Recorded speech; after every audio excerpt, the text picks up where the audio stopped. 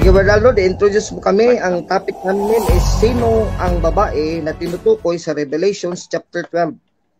Yun ang title ng aming debate ni Sister Maricel Moncada ng JW. Sino at ano yung babae sa Revelations 12? So, madali lang naman ito. Ito po ang topic nila ngayon, yung Revelation 12:1. Sino yung babae doon? So, ang debater natin si Brother Alvin, tsaka si Sister, ano ba pangalan? Maricel? Maricel Moncada. Oh, Moncada, yes. Yes. So, affirmative ako. Si Brother Alvin, affirmative, and then negative si Sister Maria. Okay. So, 15:33, 10 minutes ko. So, magtatapos ako sa 15:43. So, I'll start now, Mr. Moderator, Brother Arnold, at sa katunggali ko, si Sister Maricel. 10 minutes. 10 minutes. So, start now. Yes. Magandang hapon sa ating lahat. Nakalive sa Facebook walls ko. Tapos i-share natin mamaya, then uploaded na YouTube. Sa topic na sino at ano yung babae sa Revelation chapter 12, 1-17. I will stand as affirmative, and I hope later din sa 10 minutes stand ng Sister Maricel Moncada ng JW, she will also start on more side niya na affirmative din siya kung sino yon. Wag muna siya mag-negative at mag-rebuttal sa akin, no? So, kasi kanya-kanya kami ng kahulugan dito ng meaning ng Revelation 12 yung babae. So, ako naman sa side ko ngayon, so within 10 minutes, titindigan ko kung sino yung babae according to RCC, Roman Catholic Church. By the way, I am an apologist, Katoliko, kaya I represent the Catholic Church, no? So, yung mga ibang interpretasyon ng ibang reliyon, wala kong pakialam doon. Ang sa akin is yung tinuturo na biblical exegesis by the Roman Catholic scholars na patungkol doon sa Revelation chapter 12. Naumpisahan ko na bago ko interpret to, siyempre babasahin natin ang talata. Alangan naman ni diretso tayo ng interpretasyon tapos wala tayong basa-basa, no? Because this debate is biblical. By the way, Sister Maricel, don't worry because I have already promised Debco na malumanay na ako, hindi na ako mangbulyaw dito, hindi magagalit. Walang sigawan, wala nang sermonan, malumanay lang talaga at banayad. Kikita mo naman ng mga debate ko, ganun ang pagbabago ni Brother Alvin. So, don't worry. Sa Apocalypse 12, ang dating Biblia, at ang isang dakilang tanda ay nakita sa langit, isang babae na naramtan ng araw, at ang buwan ay nasa ilalim ng kanyang mga paa, at sa kanyang ulo ay may isang putong na 12 bituin.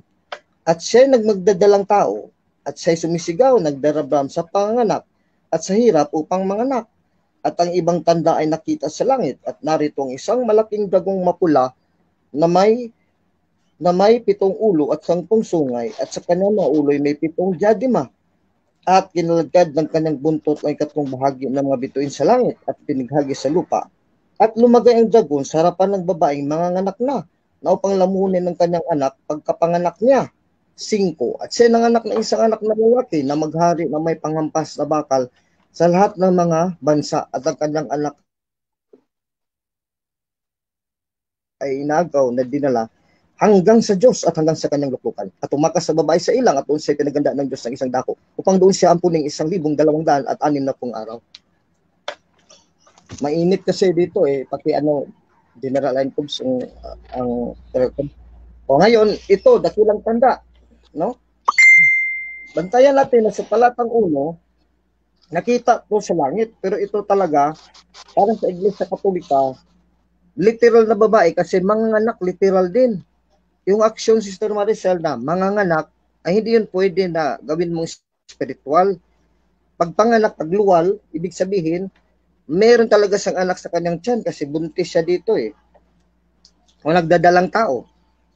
Walang spiritual na pagdadalang tao. Puros to, mga literal to, nagdadalang tao. O pati itong dragon, literal to, si Satanas, alam natin sino yan, sa talatang 9. At inahagis ang malaking dragon. Sino yung malaking dragon? Na literal, ang mata ng ahas. Ang tinatawag na Diablo at Satanas, ang dumadaya sa buong sanlibutan. Siya inahagis sa lupa at ang kanyang mga anghel ay inahagis na kasama niya. Ayan, napakaliwanag. So, wala tayo ditong pakahulugan, mga letra po letra to, no? Ito talagang panindigan ng Iglesia Katolika. Letra po letra, no? Kaya, sino yung anak? Alam natin sino yung anak.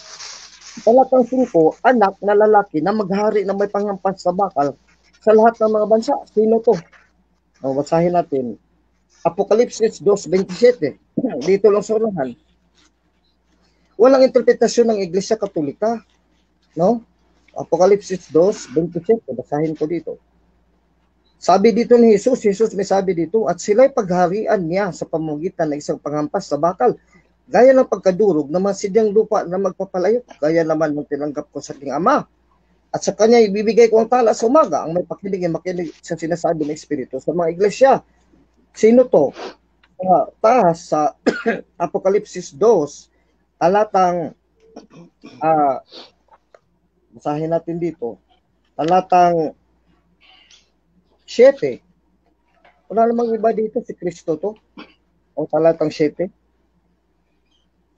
Apocalypse, Revelation chapter 2. Puro to si Jesus eh. Wala namang hindi si Jesus dito. O chapter 2, verse 1 to 7, 12 to 13. Huwag na natin basta kasi mahaba na. Si Jesus to magdadala ng, kung tututol to Sister Marcel dito, ibig sabihin, iba tong tao, hindi to si Jesus. Sino to kung hindi si Jesus? Sana dapat, Sister Maricel, magkaisa tayo dito sa mga letra po letra. Ang ahas, sa Satanas, dapat magkaisa tayo. Kasi pag hindi tayo magkaisa, ibig sabihin, isa sa atin, anti-Biblia. O sa talatang 5, Apokalipsis 12:5, bata to, si Kristo to. Apokalipsis 2:7, 27, letra po letra. So, yung babae, yung nanganak kay Jesus. Sino yung nanganak kay Jesus? Basa, Galatia 4:4. Sa Katoliko, Sister Maricel, pinagyabang ko na letra po letra. Walang mga pakahuligan dito, pakalugan doon. Walang ganyan eh. Kasi kami talagang sumulat sa Biblia. Ang nag-compilation ng Biblia are Catholic priests and bishops in the, especially in the councils of Rome, councils of Hippo, etc. Wala pa doong Jehovah's Witness. Sa Galatia 4:4, nakasulat dito, datapat nang dumating ang kapanahonan, ay sinugo ng Diyos ang kanyang anak na ipinanganak ng isang babae. Letra po letra, babae. Sa pahayag 12:1, babae na ipinanganak sa ilalim ng kautusan niya. Sino yung babae na nanganak sa anak na si Jesus? Na walang iba, si Jesus yun. So, sino kanyang nanay? Basa, Lucas 1:27, 29. Dito lang sa baba, diretso tayo. Lucas 1:30, 32. At sinabi sa kanya ng anghel, huwag kang matakot, Maria. Sino yung babae? Maria. Sapagkat nakasumpong ka ng biyaya ng Diyos. At narito, maglilihi ka sa iyong tiyan, yung nagdadalang tao, mabubuntis, at manganganak ng isang lalaki. At tatawagin mong kanyang pangalang Jesus. Wala naman talaga mga anak na lalaki si Jesus. Siya magiging dakila at tatawaging anak ng kataas-taasan. Galatia 4:4, Lucas 1:32. At sa kanya ibibigay ng Panginoong Diyos ang luklukan ni David na kanyang ama. At siya maghari sa angkan ni Jacob magpakailanman. At siya hindi magkakawakas ang kanyang kaharian. Lucas 1:29, 30, 31, 32, 33. Sister Maricel, sinabi ko na sa iyo kanina, letra po letra, wala tong pakahulugan kasi puro to mga nakasulat sa Biblia. Kung tutulan natin itong mga letra po letra, ay hindi na pala tayo sa Biblia. Walang iba to. Kung sasabihin mo na Israel po, ay hindi naman tututol yan na si Santa Maria ito kasi ang tanong dyan, sinong nagdadalang tao sa Israel na membro ng Israel na nanganak sa Mesiyas? Lalagba, si Maria pa rin, Israelita si Maria eh. Kung sasabihin mo, iglesia yan, church yan, ganun pa rin ang tanong. Sinong sinapupunan, sino ang tiyan na nagbuntis, nagdalang tao kay Jesus na maghari sa part sa iglesia? Si Maria pa rin ang part sa iglesia. Kaya may iglesia yan, may Israel yan, at babae yan sa Santa Maria, walang iba, lalabas talaga yan sa Santa Maria. Kasi literal yan na babae. Now ngayon, kung dito sa'yo, nag-comment ka dyan sa ano ko, sa words ko na celestial woman yan, ay mali yan na pakahulugan. Galing yan sa pagano na interpretasyon. The Dartmouth Bible. Ako dito, hindi ako manluloko na tao. No? Niloko na ko ng sabadista sa debatehan. Meron daw sa katikisim, wala pala. Niloko na ako ng MCGI, ganito, wala pala. Sa akin, hindi ako manluloko. Sa page 1188, The Woman and the Great Dragon, chapter 12, verse 1, sabi dito, the episode of the celestial woman, o yun ang sabi mo, yung heavenly woman, no, celestial, is regarded as an early sun goddess myth. Sun goddess myth pala. Ay, hindi si sun goddess myth yan. Ay, naku. huwag ko na lang habain. May 1 minute pa ako, hanggang dito na lang po. Maraming salamat. 30 Okay, seconds. Arnold. Hindi, okay na, Brother Arnold. I-wave ko na lang yung 30 Okay seconds. na, Kasi wave mo na. nasabi O, ko sige. na lahat. Okay na. Oo, sige. Si Para Sister, makapag-umpisa naman, si Sister Maria. Maria, 7 minutes. Okay, So, 7 minutes? Okay. Yes. Oh, okay, 7 minutes yung Time cross, starts no? now. Yes, Sister Okay, Marisol. Okay, salamat. Una kong tanong, Sir Alvin, sabi mo kasi litra por litra. Ang Yes. tanong ko sa iyo, sa Revelation 12:1, mayroon bang Maria? Letra por letra na nabasa mo, meron o wala? Wala, letra po letra sa Revelation 12. Pero babae na nagdalang tao at nanganak sa Jesus. Yung bata na maghari. Sinong bata maghari? Lucas 1:29, 30, 21, 32, 33. Si Maria rin nanganak kay Jesus. Galatia 4:4, babae. Okay, salamat, no? Pangalawang tanong, saan ba nanganak ang babae na si Maria? Sa lupa o sa langit? Siyempre sa lupa, pero pwedeng ipakahulugan doon din sa langit kasi taga-langit si Jesus. Kaya malangit malupa, ang importante, sino yung babae yun ang debate natin? Si Maria yun. Galatia 4:4, Lucas 1. Okay, so ibig mo sabihin, 21. okay, sir, ibig mo sabihin, sir, Maricel, na yung question. pagpanganak sa babae ay pwede tumutukoy sa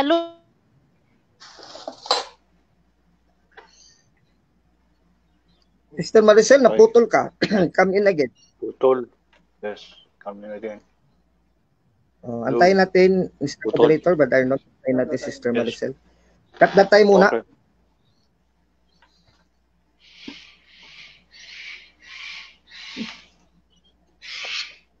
Cut the time.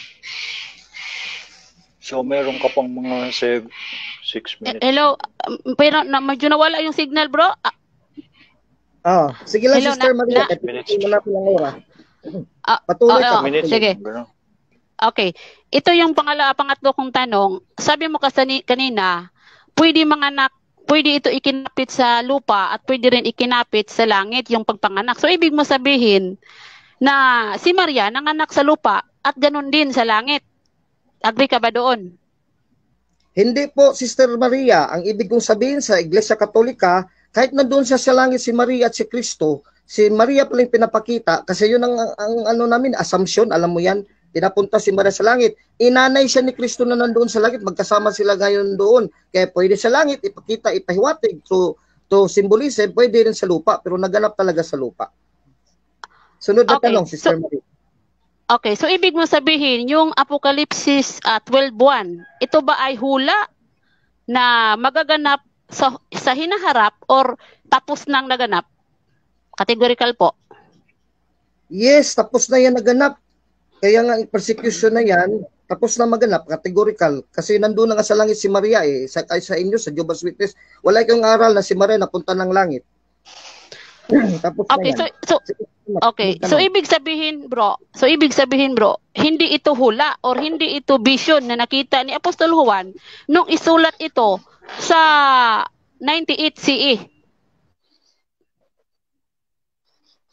Hello. Part, dito na yun eh. Sister Maria, come in. Part Hello po, doon is hello po. hula, yung... Hello. Hello po, nawawala yung signal nyo. Hello. Maririnig mo ba ako, Sister Maria? Oh, narinig kita, bro. Hindi, maliwanag naman dito sa amin. But Arnold, maliwanag. Okay, sasagot ako. Hello. Yes. Part sa 12 is hula. Part sa 12 yung hula. Yung pinipersecute ang iglesia, pumunta sa ilang, part yun ng hula. Pero yung identity ng babae, tapos na yun, identified na yun, Sister Maria. Yun ang debate natin. Sino at ano yung babae sa Revelation 12? Si Maria ngayon, Lucas 1:29-32, Galatia 4:4, Pahayag 2:7-27, Revelation 12:1-6. Walang iba eh. Na-identified na natin yan. Hindi na yung hula kung sino. Yan ang Okay, sagot ko, ito. Sister. Okay, next question.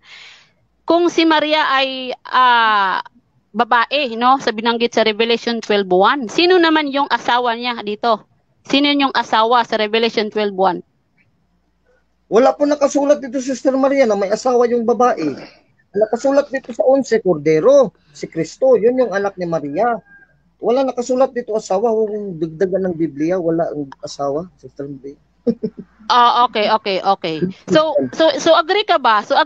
I-clarification ko lang, bro. So agree ka ba na yung babae dito ay walang symbolism na asawa? Gaya ni Kristo na mayroon siyang kasintahan na babae, pero yung Revelation 12:1 ay wala siyang symbolism na asawa. Agree ka ba? Ang sa akin, dito walang letra po letra asawa, kaya huwag mong ipasok yung asawa. Pero kung magtanong ka sa symbolism, kung it refers to Israel, na hindi naman tututol sa kay Maria, or refers to the church, iglesia, pwede may asawa sa Revelations 19. Sa 19 pa yon. Pero dito sa 12, wala pang asawa dito, huwag mong lagyan ng asawa. Yun ang punto ko, Sister Maria. Napakaliwanag. Sige. Next question ko. So agree ka ba na sa Revelation 12:1 ay pwede yan makapit polyvalent symbolism? Agree ka ba? Na mayroon yan, maliban sa kay Maria, pwede yan ikapit symbolism nga, sa, pero walang asawa sa iba. Ito nga bro, premise ko bro ha. Kaya nga sinabi ko, maliban kay Maria, yes. Yes. Pwede sa Israel, 20 seconds. Pwede rin sa church. Teka muna, Sister Maria, 20 seconds. Pwede sa church, pwede sa Israel. Pero yung may asawa na si Kristo, yun nasa pahayag 19, hindi sa 12. Huwag mong lagyan ng asawa sa 12 kung wala pang asawa sa 12. Huwag mong pangunahan ng Biblia. Ito po. I-clarify ko lang bro. Yun ba ang woman? Sa stand mo kasi, yung woman ay ikinapit kang Maria. Kaya ang tanong ko, pwede ba yan magiging polyvalent symbolism na yung woman na binanggit sa Revelation 12:1 ay pwede ikapit kay sa church or Israel or kay Eve or etc. Pwede ba? Yes or no? Sister Maria, hindi ka nakinig sa akin kanina. Sabi ko, yes. Okay. Na yes. Okay. Categorical yes. Na pwede ikapit ito, pero factually, sinong babae ito na singular? Ito po na, Sister Maria, 20 seconds. Itong babae singular ka, Mama Mary. By extension, pwede sa Israel, pero wala pang asawa dito. Huwag mo muna ipasok. Sa 19 pa yung asawa na mag-asawa. Kaya magkasal pa sila eh. Sa 19, hindi mo alam, Sister Maria, ikakasal pa lang si Kristo doon eh. Dito, ginawa mo ng asawa eh. Wala namang mabasa. Sige, Sister Maria, sunod na tanong. Pwede, Israel, pwede church. Next question. Hindi pa asawa si Kristo. Kasi wala pang kasal. Asawa na agad, wala pang kasal. Ano yan, live-in? Sige, sunod na tanong, Sister Maria. Wala pang kasal dyan. Huwag mong ipilit. Sunod na tanong. Hello bro, medyo nawala. No? Ang signal dito medyo problema, no? Oo. Next question ko po. So ibig mo sabihin bro, ang Roman Catholic Church hindi pala stick or firm yung doktrina doon sa Revelation 12:1 na tumutukoy pa lang yan o tumutukoy lamang yan sa kay Maria. Hindi nga eh. Stricto nga ang Maria yan kasi wala pang asawa yan eh. Nanay pa lang yan. Ang babae nanganak sa lalaki na si Kristo. Huwag nating dagdagan ng Biblia, Sister Maricel. Kaya hindi nga church at Israel direkta eh. Pero pwede by extension, by symbolism, church and Israel, dito na sa Revelations 19, na mag-asawa na sila. Eh dito sa 12, walang pag-asawa dito, walang kasal. Hindi pwede mag-live din si Kristo at si Mama Mary at ang Iglesia at ang Israel. Na walang kasal, dapat may kasal. Eh, Revelations 19, may kasal na. Yan ang kunin mo, Sister Maria, letter may kasal. Okay. Next question ko. Sa Revelation 12:1, nakasulat ba yan sa CCC ninyo or sa Magisterium na yung official teaching nyo doon sa Revelation 12:1 ay si Maria, verbatim? Yes or no? Yes. Siyempre. Dito. Basahin ko dito ha. Bernard Cardinal Griffin, Archbishop of Westminster, Imprimatur Cardinalis Griffin. Tapos may pirma dito, Reims in 1582, as early as 1582. Tapos may signatory pa, Secretary of Grace of Indulgences. Revelations 12:1 refers to Mother Mary. Apocalypse 12:1, itong official talaga na stand since 1582. Mantakin mo, hindi pa tayo tao, Sister Maria. Stand na ng Catholic Church yan, sa Magisterium, to the Pope and the Bishop. The woman applied to our Blessed Lady. Okay. So teaching yan ng yung yung mga sinaunang siglo like nila Tertullians. Agree ka? Yes, St. Agustin, si St. Jerome. Oh, dalawa lang, St. Agustin, St. Jerome, si Eusebius. Puro yan Vulgata. sila nagsulat niyan. May mga church fathers yan. Latin Dumipinsa na yung 12-1. Kasi alam nila, anak pala kay Jesus, si Maria. Time na ba, Brother Arnold? Yes, time na daw, time na. Sister Maricel. Ikaw na ngayon magtindig ng 10 minutes. Okay. 10 10 minutes, minutes. Sister Maricel. 10 minutes, 10 no? Sige, minutes Sister Maricel. Your 10 minutes starts start. now. Yes. Okay. So, magandang hapon sa iyong lahat, no? Kay Sir Alvin. Nagsimula na ba, bro? Yes. Yes, Okay. yes, Sister Maria. Just go. Okay. 31.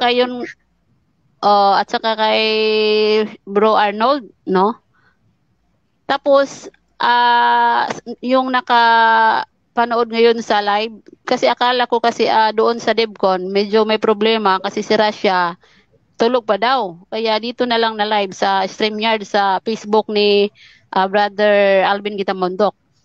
So ngayon, ang aking gampanin ay magwasak sa kanyang tawag nito sa paksa, pero gusto ko rin itayo, no, yung sa side namin, no, yung tungkol sa babae sa Revelation 12:1.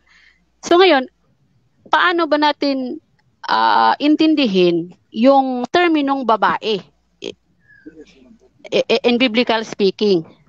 Hello po, narinig po ako? Yes. Okay, Ewan okay. ko si Brother Alvin. Nawala eh. Yes. Patuloy lang, Sister Maria. Yung problema. Yun. Sige tuloy po. lang. Hindi. Sige, bro. Nag-off cam lang ako pero nandito ako. Sige. So, Okay. ito yung Nag-off premise cam lang ako. ko. Don't worry, Sister Maria. Sige. Ito yung premise ko. Paano ba natin unawain yung babae sa Revelation 12:1? So, sa Biblia, mayroon pong mga tinatawag na terminology or symbolism na ikinapit sa term na Biblia, sa term na babae. Halimbawa, dito sa teka lang ha. Okay. Dito sa Isaiah 54:6, no? Isaiah 54:6. Basahin ko muna. Sabi dito, dahil tinawag kanya ni Jehovah gaya ng asawang babae na pinabayaan at mamimighati, gaya ng babaeng pinakasalan noong panahon ng kabataan. At pagkatapos ay itinakwil ang sabi ng Diyos. So, yung point dito, mga kaibigan, no, na yung terminong babae ay tumutukoy ito sa bansang Israel. Oo. Kaya nag-symbolize po ito na parang asawa ng Diyos. Kaya kanina sa cross-examination, tinanong ko kung yung bang babae sa Revelation 12:1, mayroon bang symbolism na asawang lalaki? Ang sagot niya doon ay wala. Pero nagbigay lang ako ng analogy na yung babae dito ay hindi ito tumutukoy sa isang individual sapagkat ang term na babae dito ay tumutukoy sa bansang Israel gaya ng Isaiah 54:6, no? So halimbawa rin sa Gregong kasulatan o tinatawag na Bagong Tipan, ang kongregasyong mga Kristiyano or anointed Christian tinutukoy bilang kasintahang babae ni Jesucristo, no, sa Apokalipsis 21:9-14. At mababasa rin natin sa Efeso 5:23, talatang 25, na ito ay parang asawa niya. Kaya tumutukoy ito or sumasagisag ito sa isang organisasyon na may nag-organize ang Diyos. Kasi yung bansang Israel is organization yun ng Diyos, no? At saka yung mga anointed Christian is a organization. Kaya banggitin natin kung ito yung Revelation 12:1, ito yung pinagtitalunan namin, no, na may babae dito. So bakit ang stand namin dito ay hindi literal na babae or hindi siya individual na babae? Dahil binanggit dito, no, na yung babae ay may descriptive, no, na may bilang na 12 na bituin. Yun ang pagkabanggit dito, no? Kung ating basahin muli, no? Ating basahin uli yung Revelation 12:1. I-rephrase natin, no? Sabi dito sa 1. Wait ha, sandali lang. Basahin ko muna sa 12:1 ito ha. Ang Biblia, sabi dito, at ang isang dakilang tanda ay nakita sa langit. Isang babae na nararamtan ng araw at ang buwan ay nasa ilalim ng kanyang mga paa at sa kanyang ulo at may isang putong na 12 bituin. So ang descriptive, no, yung babae dito ay may isang putong na 12 bituin. So ano ba ang paggagamit? Yung terminology, yung paggagamit sa 12 number. Binanggit sa lumang tipan, yung 12 number, halimbawa sa Genesis 35:22, Genesis 49:22, tumutukoy ito sa 12 or 12 tribes ni Israel na naging pundasyon ng tribo ng Israel na inorganize ng Diyos. Kumbaga, ang 12 numbers ay sumusuporta ito sa isang organisasyon. Oo. Kaya makikita natin mga kaibigan, no, na yung descriptive sa Revelation 12:1 at saka yung term na ginagamit ko kanina sa Isaiah 54:6 ay konektado sa isa't isa.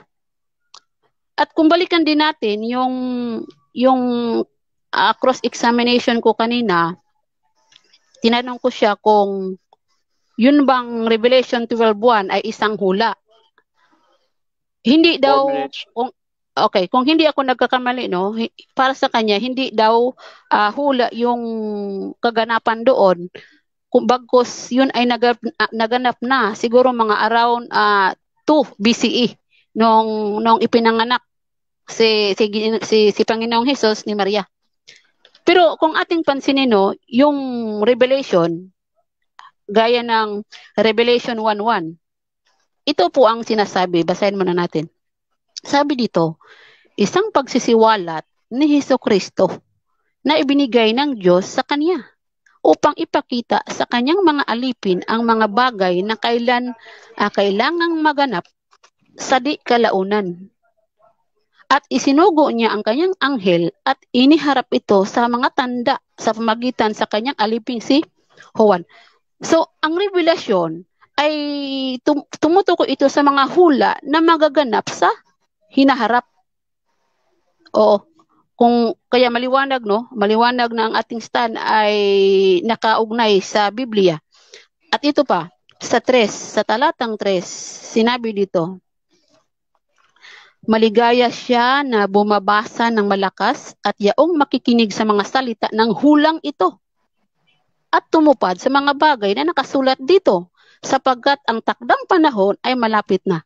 Okay, binanggit dito hula, no? Hula ang binabanggit sa Revelation kasi ito ang Revelation ay ibinigay kay Jesus bago ibinigay kay Apostol Juan.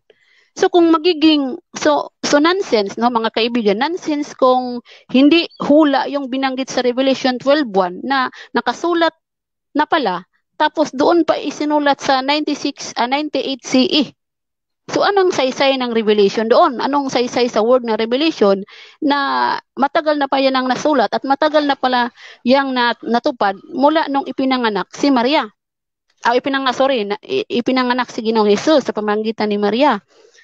Kasi yung patungkol kay Maria at sa kay Jesus ay may hula yan sa lumang tipan, no?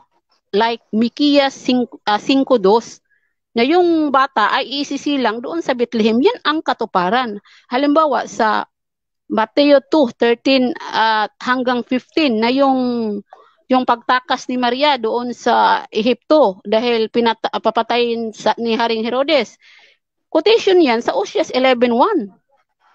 Mayroon pang mga quotation sa lumang tipan tapos naganap sa bagong tipan sa panahon na nila Maria. Pero yung sa Revelation 12:1 ay hinaharap yan. Kaya masasabi ko, yung Revelation 12:1, yung babae dito ay tinatawag ni Apostol Pablo na Jerusalem sa itaas. Batay sa Galatia 4. 26, no? Kaya tumutukoy ito sa isang organisasyon nandoon sa langit. Kasi kung mayroong organisasyon ang Diyos sa lupa, explicitly, mayroon ding organisasyon ang Diyos doon sa langit. Kaya kung mapansin ninyo, yung Revelation 12:1 ay nakita ni Apostol Juan ang tanda doon sa langit. Hindi nakita dito sa lupa. Kaya wrong ang interpretation ng Roman Catholic Church patungkol sa unawa dito. Ngayon, binigyan niya ng diin, no? Yung talatang 2 na nagdadalang tao. Kaya kapag magdadalang tao ka, literal na ito ay literal. Pero alam naman natin, sige. Thank you.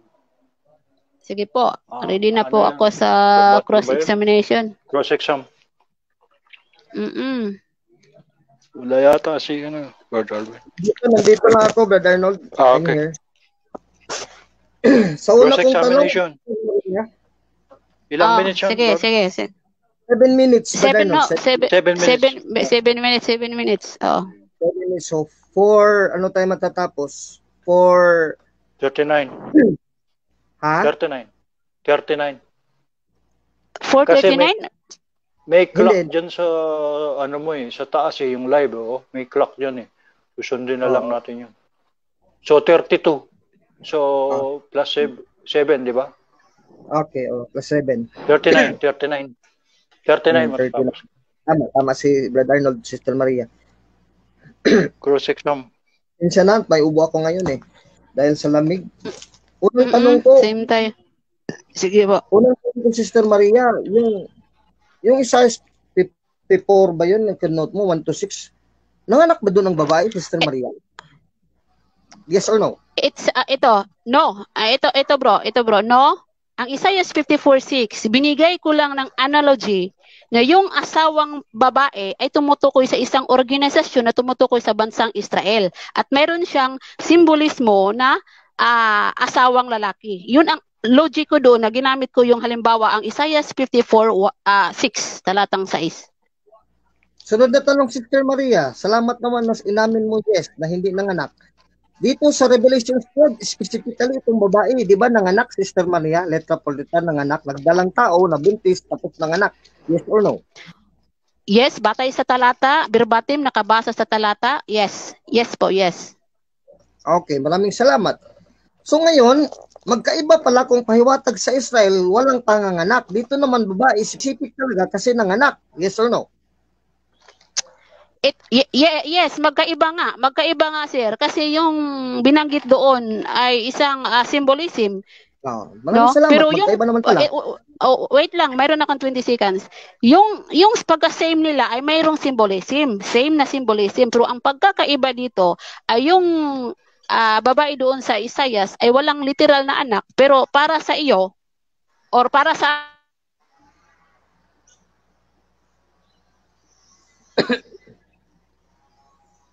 Nawala, Sister Maria? Hello, nandito na, Ayan, balik. nag-off naman yung signal. Sige, Hello, sige, Sir sige. Alvin. Sige. Hello, nagets na Sister po. Maria? Nagets na po yung Nakuha ko ng sagot mo. oh. Sunod na tanong.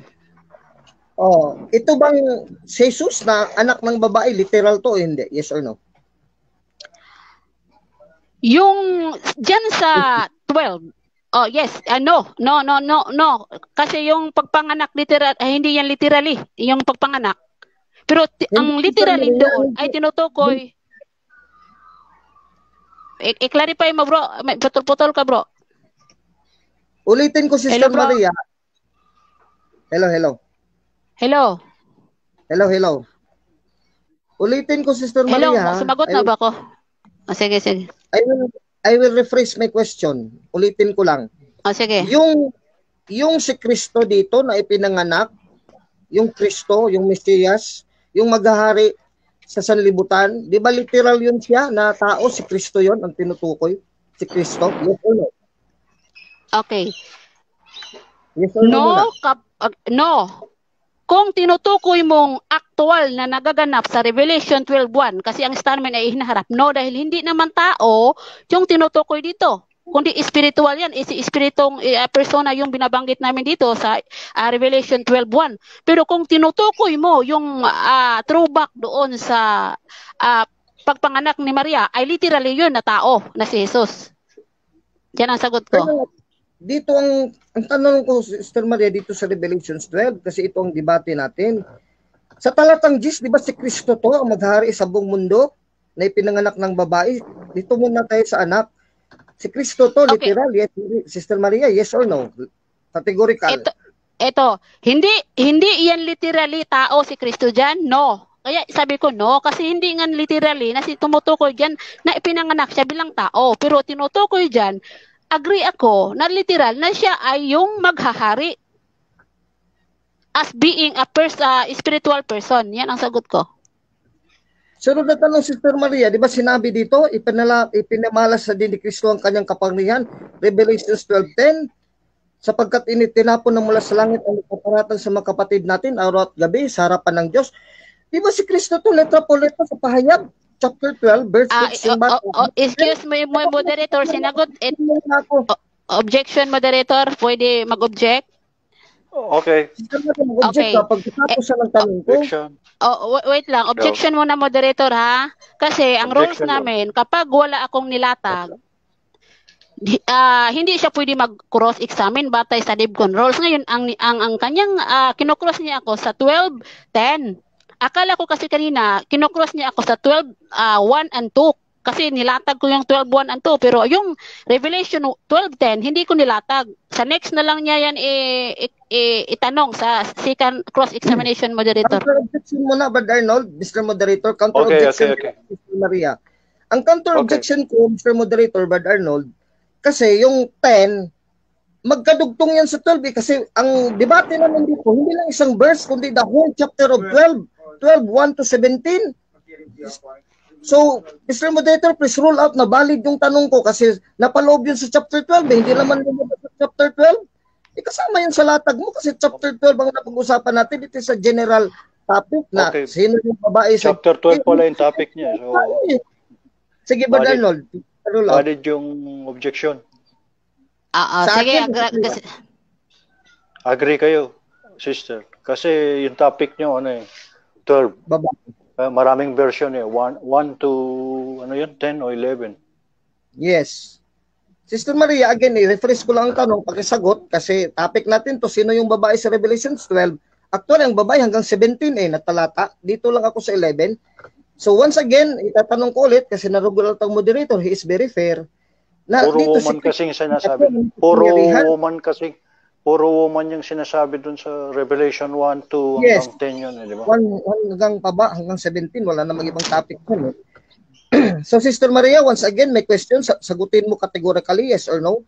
Di ba letra po letra, si Kristo yung anak, identified na ipinanganak ng babae, letra po letra, si Kristo na maghahari sa sanlibutan, siya yun, yes or no, si Kristo yun. Yes or no? Okay, ito sagot ko, ha. Yes ako in symbolism, pero not in literally. Ito ha, not in literally na siya yung binabanggit dito na lalaki na tao. Kasi yung kaganapan sa Revelation 12:10 ay hinaharapan lang magaganap kasi binanggit dito sapagkat inihagis na ang taga-pagsumbong sa ating mga kapatid. Siya ay nagsusumbong sa harapan ng... Tinitingnan ko ang oras, time mo 20 seconds. Sunod na tanong. Sa chapter 12, verse 3, 9, yung ahas doon, dragon, di ba, literal, letra po letra, si Satanas yun, yung diablo, yung demonyo, yes or no? Ito, yung Satanas, yes, ito, yes and no ang sagot ko. Ito ha, yung yes ako, kapag literal, ang tumutukoy kay Satanas. Pero kapag sinabing symbolism, hindi, yung dragon ay hindi naman yan literal, no? Tumutukoy yan sa symbolical. Yan ang sagot Time ko. na, Sister Maria. Sunod na tanong. Time. Kung Yes. nag-agree ka na, yes, literal din yung tao, ang Kristo, pwede din. Tapos yung ahas, si Satanas, pwede din. Tapos may spiritual meaning ka. Ang last na question ko, sino yung babae na nanganak kay Jesus ayon sa Biblia? Objection, moderator. Objection, moderator. Wait lang, moderator. May objection ako. Moderator, Sige. ito yung objection ko, moderator. Sa Okay. Revelation 12:10, wala akong binanggit na literal na tao na binanggit si Kristo. Yung mention niya, yung tanong niya, nag-yes daw ako na literal na tao si Kristo dito. Hindi, wala akong binanggit. Kaya invalid yung tanong niya, Mr. Moderator. Wala siyang binanggit daw na tao yung hindi niya inamin na tao yung Tao yung Son. Revelation 12:10. Sa Kasi Revelation sinasabi dun, 12:10, Son. moderator. Ito muna, Sister Maricel, kasi nag-object ka na, mag-counter objection naman ako. Ang counter objection ko, Counter- Mr. Robert Arnold, ganito. Ang sagot niya puro yes at no. Yes at no. Kaya nga, consider ko lang hindi naman ako nagreklamo Dapat mag-object agad ako pag sagot niya. Kaya pwede rin sabi niya, si Kristo, may talata, yes. Dito naman tayo sa 12, sa 9, yes din. Tapos pwede din symbolikal. Tinanggap ko naman Sister Maria Tapos dito Ang tayo point naman ni Brother Alvin. Mr. Arnold, teka muna, Mr. Moderator. Kinig ka Okay. muna sa objection ko. Okay. Ang objection Okay. ko, Mr. Moderator, is centered on, ang tanong, very simple, sino yung babae na nanganak? Sino? So bakit mag-object Yes. siya kung nagtanong ko kung sino yon? I have the right to ask the question. Sino yun? Kinsa na siya, Sister Maricel? Bisaya man tayo. Kinsa yan? So valid yan. Ito tanong, hindi na Okay, okay yung tanong mo, pero nagbigay kasi kay moderator, ito yung counter ko, moderator, no? Kung yung tanong niya patungkol sa babae, agree ako na valid yun. Pero bakit ako nag-objection? Kasi nilagyan niya ng premise na mali, na hindi ko naman sinasabi na yung binanggit sa Revelation 12:10 ay tao na literal. Yan ang objection ko. Ang point naman kasi ni Brother Alvin, yung dragon is a symbolism, represent Satan. So yung sun, hindi mo tinanggap na yun yung si Jesus. So yung woman, it's also a symbol representing Mary. So ayun ang ini-establish niya, tinatanong niya ngayon. Ito yun, moderator, i-rephrase ko, moderator. Tatlo yung karakter Tatlo yung karakter kasi, dragon, sun, and woman. So moderator, ito yung construction. Okay, moderator. Ang indeb ko na kung hindi mo masagot pa. Ano yung question? Mayroon akong sagot. Ito, valid yung question ni clarify. Brother Alvin na ano. Nagulat Okay, ako. moderator. Sino yung babae? Pass ka na. Sino yung anak? Yes. Okay, moderator, wait lang, moderator, ha. May objection ako, sandali. Sagutin ko yung tanong. Ang pagkahagilap ko sa premise niya, ito kasi, inamin mo kanina na si Kristo ay tao, literally, tapos yung si Satanas ay symbolically, literally. Bago siya nag construction ng tawag nito ng tanong. Ang ino-object ko doon na wag niyang ilagay sa aking bibig yung term na literal na si Kristo tao sa binanggit sa Revelation 12:10. Yan diyan ako nag-objection, moderator. Hindi kasi tao yung sinasabi Pero yung tanong niya, moderator, tungkol sa babae. Son. Yung pagkasabi doon sa Revelation 12:1 tsaka in the following verses, may woman which is symbolism na representing a woman, and then there's a son. Sino yung son? Sinasabi niya. At sino yung dragon? Ito, moderator. Tatlo yung karakter So may woman, Teka may muna, dragon, Sis Maricel. So valid. I think valid yung question. Direct na lang tanong, Mr. Bro Alvin. Direct tanong na lang po. Huwag yung premise na lagyan ng injection. I would like to remind you, Sister Maricel, DevCon ka naman, di ba? You claim you are number 1 debater sa mga babae, kaya mag-usap tayo dito ng maliwanag. Sa DevCon rules natin, pag ayaw mo sagutin ang tanong, meron kang karapatan, ayaw mo sagutin, pass. Mayroon akong sagot. Teka nga, huwag. Sumagot. Ikaw talaga, Sister Maricel, ang ano mo, sumasapaw ka. Kanina nagsasalita ka, hindi kita binabara. Tapusin mo ako para ma-remind tayong dalawa, magka-agree tayo kasi puro tayo DevCon number 1 ako sa lalaki. Ikaw claim mo, DevCon number 1 ka na debater sa babae. So dapat huwag tayong magbastusan dito, magpaliwalagan tayo. Makinig ka, sa rules natin, pag hindi ka sumagot, pass, punta ako sa ibang question. Hindi naman masama yan mag-pass Pag sagutin mo, direkta sagutin mo kasi direkta yung tanong ko. Sino yung babae na nanganak sa lalaki? Kung pwede mo sagutin, di sagutin mo na, tapos na sana tayo kanina pa. Objection moderator. Objection moderator. Answer directly whether you agree or not. Okay. Whether you agree or not. Yung object kung magsagot ka. Kung sumagot ka, huwag kang mag-object. Kung hindi mo sagutin, pass ka. Dalawa lang. Wait lang, Mr. Alvin Kitamundok. pwede mong sagutin, Kaya nga, pero nag-address ko ako, if moderator. he Sagutin doesn't ko yan, agree, if moderator. he doesn't agree, may sagot ka. Pag hindi mo masagot, pass. Nag-deliberate na Sister sige, Maricel ang moderator. Sagutin mo lang daw kasi ayaw mo kasi mag-task Ito, eh. Ayaw mo ito mag-task. ang Kaya sagot ko. nag-decision ng moderator. Sagutin mo na direct. Huwag Ito ka na ang mag-objection. sagot ko. Ano ka ba, Maricel? Ito yan, ang maganda yan. sagot ko. Wait lang, wag kang ma-high blood. Wag kang ma-high blood, Sir Alvin. Sagutin Wait mo, lang. kahit na hindi sige. ka agree, may sagot Ito, siya. bro. Pag hindi niya Ito nasagot, sagot ko. pass. Sige, sagutin mo. 20 Ito seconds.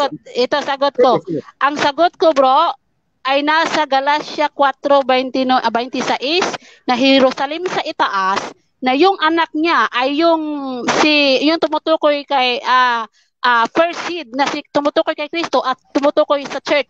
Binanggit sa Revelation 12:5 at binanggit sa Revelation 12:17. Yan ang sagot ko. Jerusalem sa itaas. Okay, Yan ang sagot ko, moderator. Rebuttal na, Brother Arnold. Yes, rebuttal. na. Sinong mag-speak sa rebuttal? Si sister. Ako, Brother Arnold. Okay, rebuttal. Ako mag-question sa kanya, ako ang mag-rebuttal ngayon 10 minutes. Ilang minutes yun? 10 minutes? Okay. 10 minutes. Okay, 47:30 ka.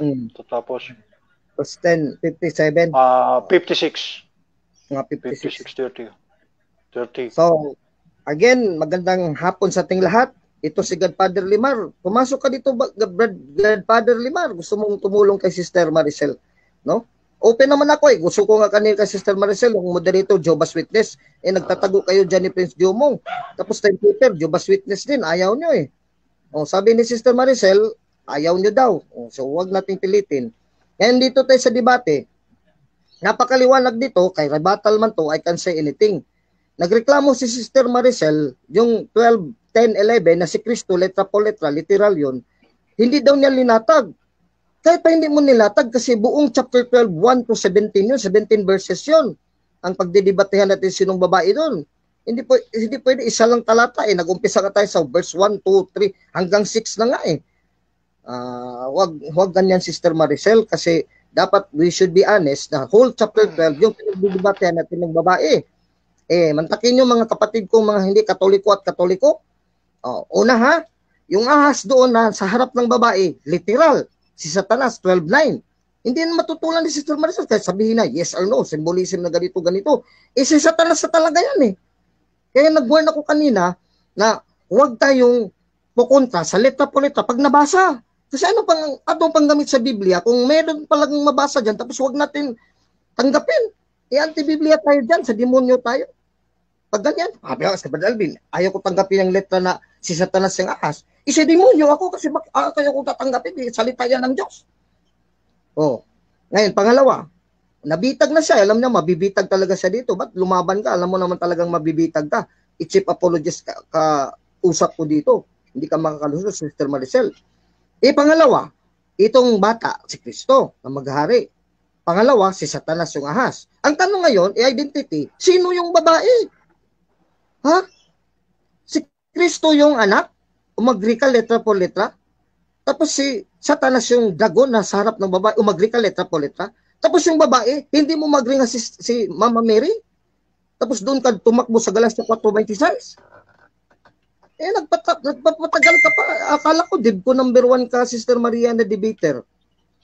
No? Pamainin mo, kung masabi mo na high blood ako, ganyan talaga ako. Pag binabastos ako, kasi binabara mo ako eh. Hindi mo ko pa lusutin eh. Nag-object ka nang nag-object, nakikinig lang ako. Ang haba naman ng objection mo, pinabayaan kita. Ngayon, magliliwanag lang ako sa DevCon rules natin kasi DevCon ka nga eh. Diba, you are proud to be DevCon number 1 debater na babae, tapos ako DevCon naman ako number 1 debater sa lalaki, alam niya ng lahat.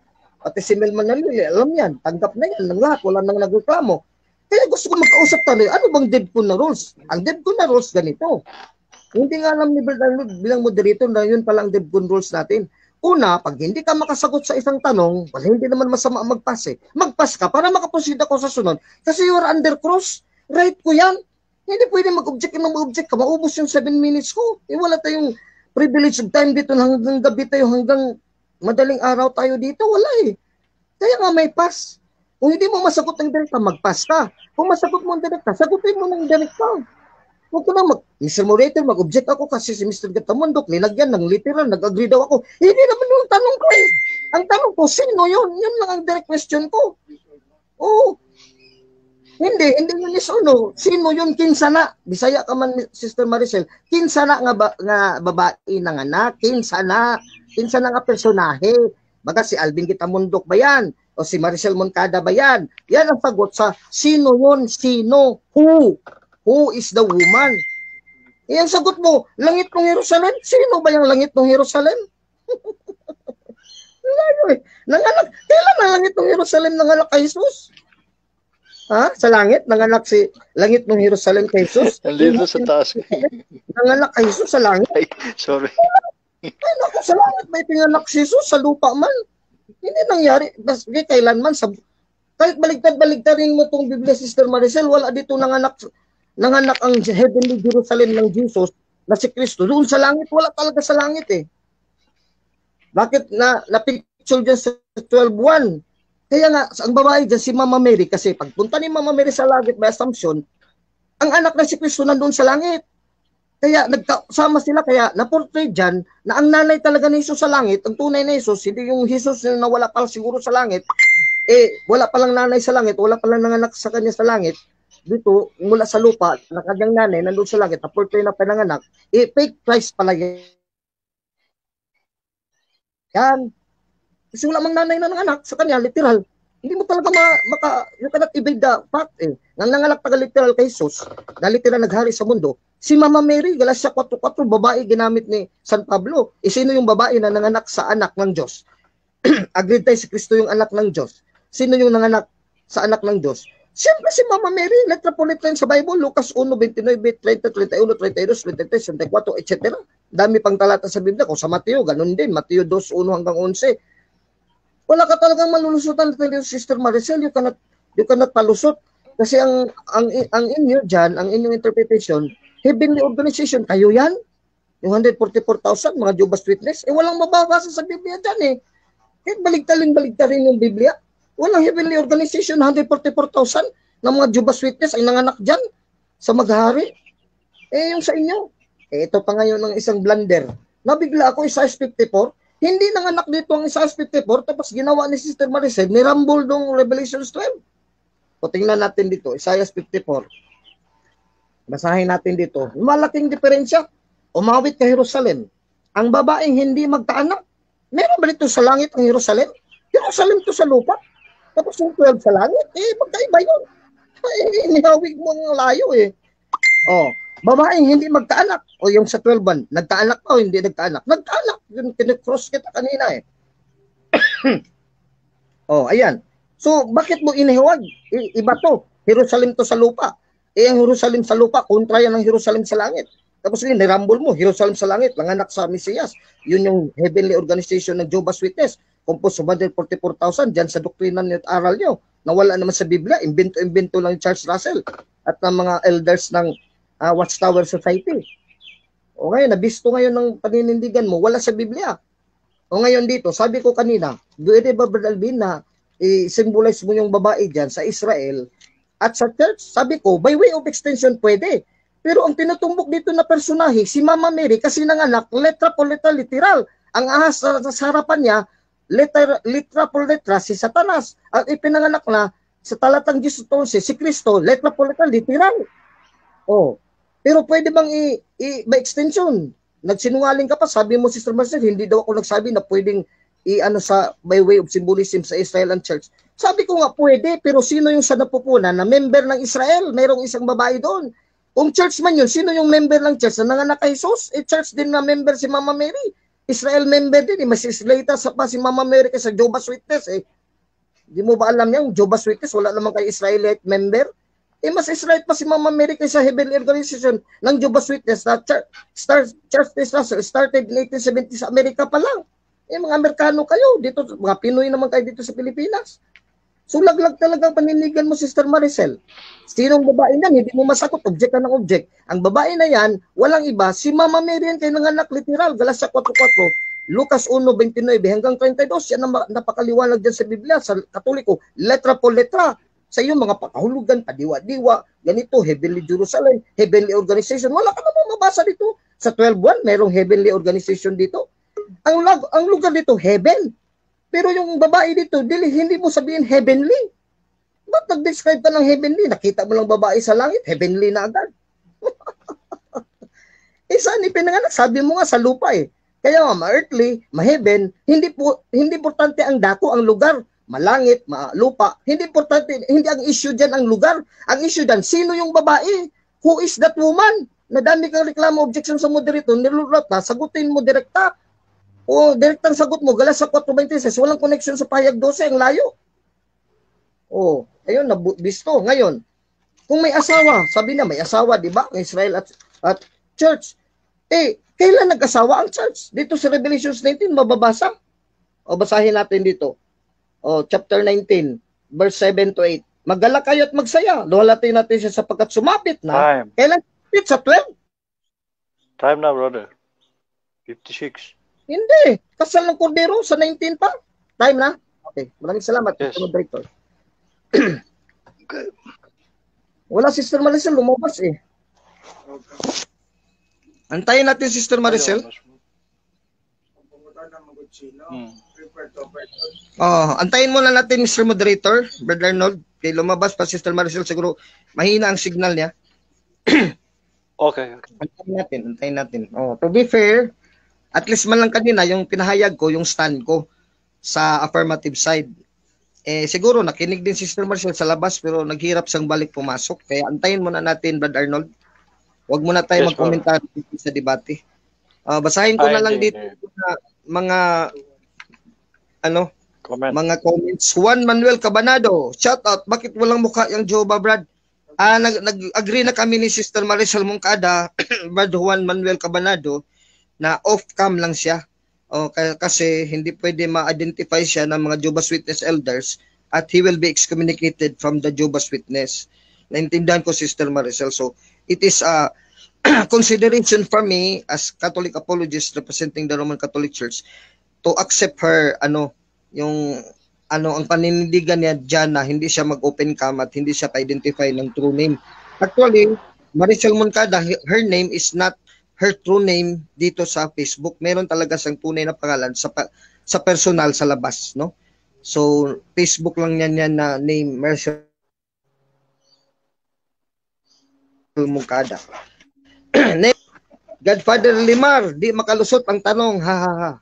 Sana si Godfather Limar, sana ang humarap sa akin. Pero huwag nilang pabayaan si Sister Maricel Moncada, no? Banat Brad Alvin, God bless, Nene Peronkilio. Godfather Limar, ha, Sir Alvin, bigatan mo pang tanong. Felix Atay, go, Brad Alvin. Godfather Limar, Sis Maricel, mahusay ang paghandle mo. Nalilito siya sa pagtatanong. Juan Manuel Cabanado, hindi magkasagot ng direct question ng Jehovah's Witness. Godfather Limar, yes, very good, Sister Maricel, keep it up. Juan Manuel Cabanado, paiwas si Maricel Moncada. Juan Manuel Cabanado, Maricel Moncada, sagutin mo, huwag kang umiwas. Godfather Limar, ha. O tumawa lang si Brad Godfather Limar, kaibigan ko itong mga Jehovah's Witness. Prince Jumong, epignosis full, nice, ha. Tumawa lang si Prince Jumong. Godfather Limar, Mr. Moderator, making a ruling. Juan Manuel Cabanado, kawawa yung debater ng saksi ni Uba. Nene Peronkilio, objection na lahat. Prince Jumong, epignosis full. Parang hindi naman po. Godfather Limar, Sir Alvin, focus on Sis Maricel, di pwedeng distracted ka.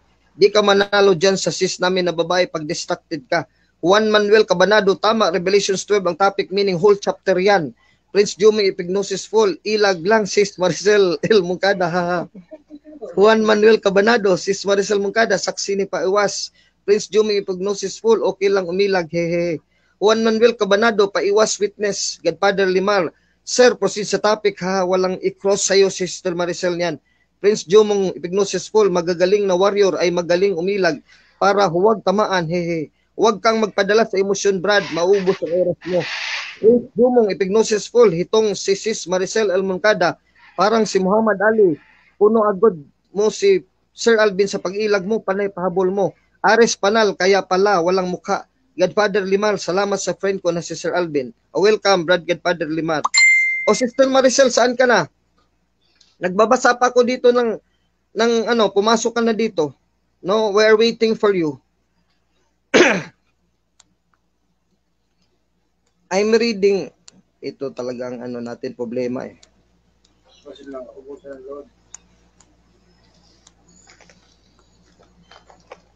Antayin natin ba Arnold kasi nahirapan si Sister Marcel na pumasok.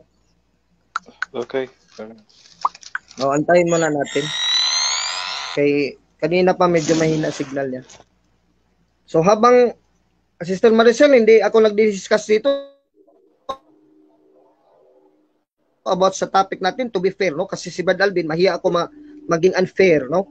Kasi chief apologist na tayo, lalaki pa tayong tao, tapos anuhin pa kita, I'll be unfair to you, I'll be unjust.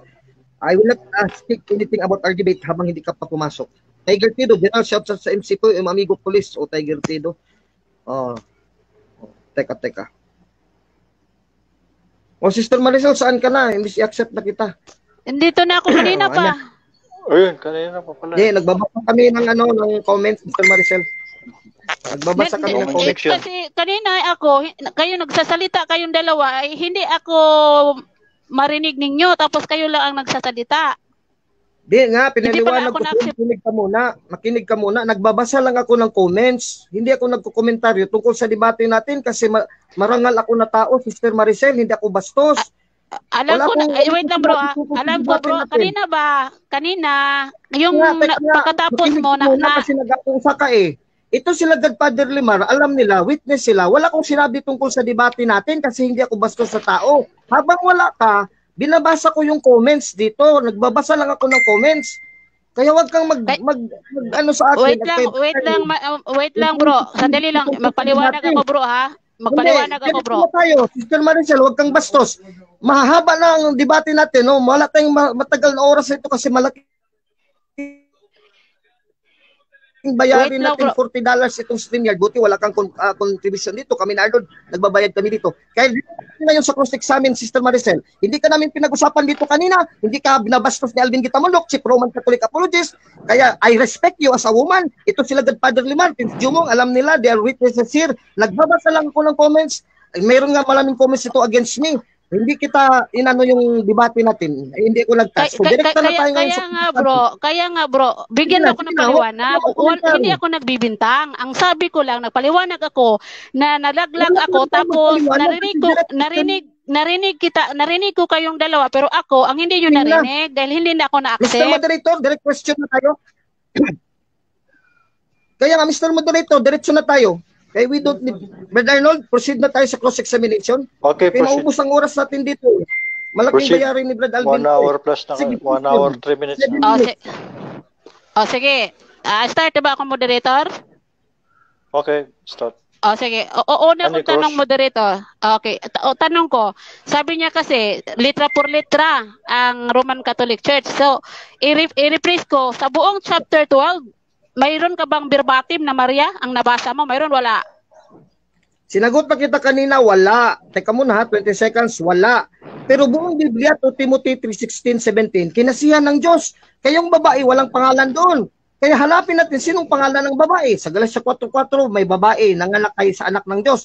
Letra po letra, nandun sa Lucas 1:29-32, si Kristo yon. At si Mama Mary, nanganak kay Kristo. Yun ang sagot. Sunod na tanong. Next question. Okay. So, kung hindi mo alam yung Galatia 4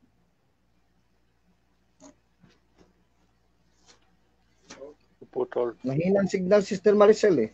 Yan, puputol. Sige, antayin natin. Stop the clock. Stop the clock muna, Mr. Moderator. Sa 4 ka, sa 4. So, meron pa siyang ilang minutes ba yung cross-examination niya? 7 minutes, 7? Brother Arnold. 7 minutes. Hello, moderator. Narinig ako, moderator? Yes. Oo, okay. Next question ko. Medyo nawala na yung signal ko. Next question ko. Para sa iyo, sino yung binanggit sa Galatia 4:26 na Jerusalem sa itaas? Sino yun? Sagot, letra po letra sa Galatia 4:27 sa Jerusalem yun. Bro. Teka muna, Sister Maria, nagsumagot ako sa iyo. Huwag mo kong bastusin, kababae mong tao. Sagot naman ako ng categorical eh. Kasi tanong mo, sino yun? Sino? Who? Sige, proceed. Proceed. 26 bro. 26 bro yung sinasabi ko. Hindi 27. Sige bro. Proceed. Teka muna, kaya nga sinabi ko Jerusalem yung 26 eh. Hindi ka kasi makikinig sa akin, bara ka ng bara eh. Oh, sa 26 nga, Jerusalem na nasa langit. Pero sa 27, hindi yun nanganak. Yung sa 12 nanganak eh. Mali yung interpretasyon mo. Pumalpa kasi si Maria, I'm sorry to tell you. Hindi yun nanganak ang Jerusalem sa langit. Ang nanganak dito si Maria, Revelation 12. Sorry to tell you, palpa ka. Next question. Okay. Next question. Nawala ang signal ni Sister Maria. Wala.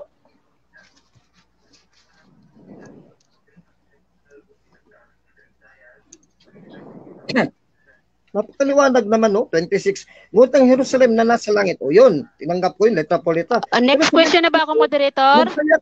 Yes. Next question. Next question. Next question. Sige.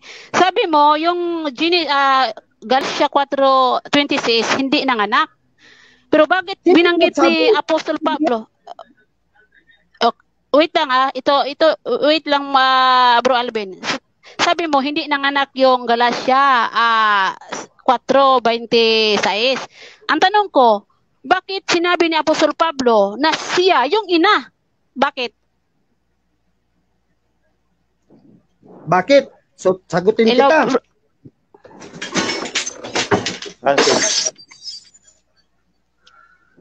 Answer the question. May ano dito. May nahulog kasi eh. So, sagutin kita, Sister Maria, ha? Bakit? Kasi, by adoption, Romans chapter 9, verse 6 to 8, by adoption, kayo na church, hindi ko ma-fitness sa yung church sa iglesia sa Matthew 16:18, adopted by God to be her sons to Jesus Christ. Hindi yung panganak ni Jesus. Sa Revelation 12, Jesus yung ipinanganak sa Kristo, hindi ang iglesia. Nagkalito-lito na itong Jehovah's Witness eh. Ito bro. Next question na ba ako, bro? Next question. Sinagot pa kita kung bakit. Maliwanag ang sagot ko. Okay, ito bro, basahin ko muna bro ha. Basahin ko muna sa Galatia 4:27. Sabi dito, sapagkat nasusulat, magsaya ka o baog na hindi nanganganak. Ito no, magbiglang umawit at humiyaw ka, ikaw na hindi na nagdaramdam na panganganak. Ito. Sapagkat higit pa ang mga anak ay pinabayaan kaysa mga anak na may asawa. Ito bro, yung tanong ko, tanggap mo ba na yung term dito na panganganak ay nanganak? Sagot! Tanggap ko yan, letra po letra na nanganak. Pero ang anak, by adoption sa Efeso 1:4 hanggang 10, we will become sons and children of God by adoption through Jesus Christ. Hindi iba yung panganak doon sa tiyan ng babae sa pahayag 12. So magkaiba tong Galatia 4:26-27 at pahayag 12. Napakaliwanag diyan. Tayo, by adoption, we become children of God. Si Jesus, direkta talaga ipinanganak ni Mama Mary sa Revelation 12. Napakaliwanag diyan, huwag yung i-mix-mix yan. Pagpanganak ni Jesus, tulad natin, virgin yung nanay niya. Tayo, virgin ba nanay natin? By adoption tayo. Nasagot kita. Sis Maricel. Okay, next question. Next question. So, mga kadang nga diskusya, mga nga, naara mga kadang tuyo. Sa mga kawi. Hello bro, na-pick up mo bro yung tanong ko bro? Yes, nasagot na kita. Yes, nasagot lang. Ewan ko kung bakit nawawala ka dyan. Pag magsagot ako, mabigla kang mawala.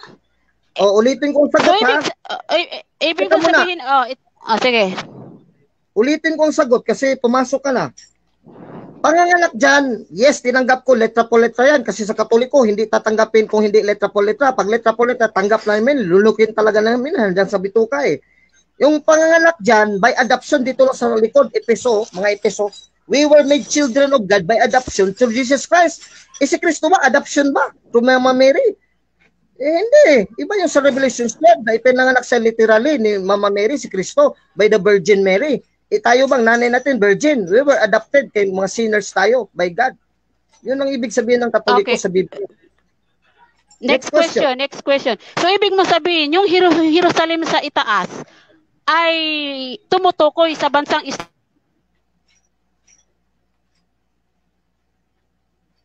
Hello. Nawawala naman Hello, ulit. nawala.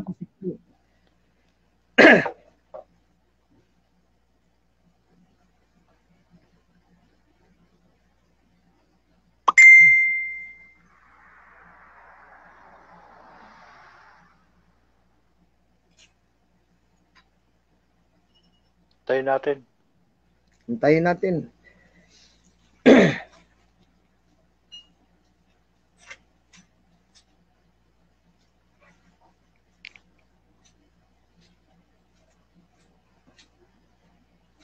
Satanas talaga, nanggugulo dito.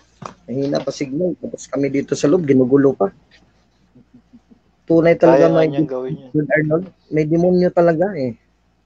Naniniwala talaga ko may espiritu na demonyo.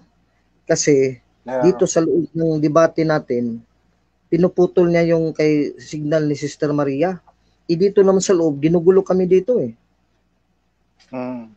Oh, Meron may nga. demonyo talaga ba Arnold? I-send mo sa akin yung yung Cruise saka? yung oh yes, oh. Kasi Meron yung 8 hours eh. Minsan piniplay ko yun.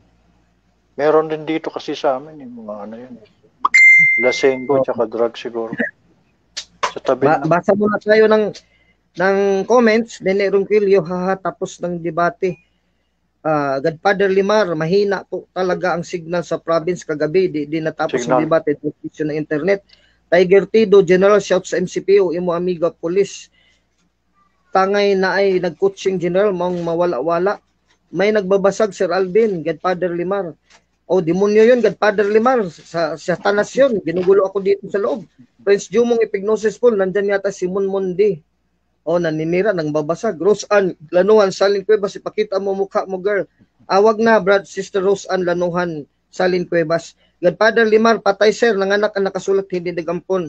Godfather Limar, yung Jerusalem sa itaas, ang tinutukoy Sir Alvin sa Galacia, nanganak, inamin mo sir. Prince Jumong Epignosis Paul, may usapan pala sila na hindi na magpapakita ng muka. Expakin na ni Sir Alvin kanina. Godfather Limar, ako sir, delikado yan.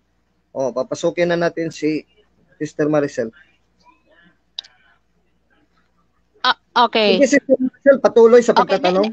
Next question ko bro. Binanggit dito sa 25, no? Sa talatang 23 at saka sa talatang 24 at saka 25 ay tumutukoy yun kay Hagar at saka kay tawag dito, asawa ni Ismael. Abraham na si hindi, wait lang ha. Sarah. Direct Sarah. question, Sister Maricel, nawawala ka na. Okay, ang tanong ko, so agree ka ba na yung symbolism dito ay literally na may anak? Agree ka or hindi? Sinabi ko nga sa iyo, by adoption, kasi hindi ka manganak ng maraming tao. Pwede ba ipanganak sa isang babae? Isang babae lang to eh. Tapos ipanganak mo literal, maraming tao. Saan ka nakakuha niyan sa biology? Okay. Sister Maricel, kaya nga spiritual meaning to, patapusin mo ka 20 seconds, spiritual meaning to, dito sa likod ng Galacia, Epeso 1:5, 4 hanggang 10, by way of adoption through Jesus Christ. Ibaliktad dito sa Revelation 12, ang babae nanganak kay Kristo. Tayo dito, si Kristo to, nanganak sa atin kasi tatay natin si Kristo, ganyan Adam. Okay. Next question. So, ibig mo sabihin, hindi mo tanggap na si Agar ay anak niya si Ismael? Yes or no? Pero old yun eh, Old Testament yun eh, dito tayo sa iglesia. Objection, moderator. Yes or no muna? Yes, sinabi ko yes. Kasi sapaw ka. Sabi ko yes, pero Old Testament na yun. Ang sa atin dito is Revelation 12. Lumabas ka na sa tema eh. Wala naman tayong usapan na Revelations outside of Revelation 12. Dito ka na sa Galacia 4, ang layo na. Tapos Agar pa at Sarah. Okay, next question. So, ibig mo sabihin, yung si Sarah dito, ay agree ka ba din ba na may literal na anak na si Isaac? Agree ka or hindi? Agree na nga ako kanina, sabi ko, yes. Pero yung Old Testament agar, sila, pati na si Sarah, mga Old Testament pa yun. Ang Revelation 12, Old Testament, bakit nalilito ka na, Sister Marisol? Nawawala ka na, bumalik ka sa Revelation 12. Sino naman mayroon dito? Wala ditong Old Testament. Okay. Next question ko. So, ibig mo sabihin na yung Jerusalem sa itaas ay literal na Jerusalem? Yes or no? Yung Jerusalem sa itaas ay literal yun na Jerusalem, yes or no?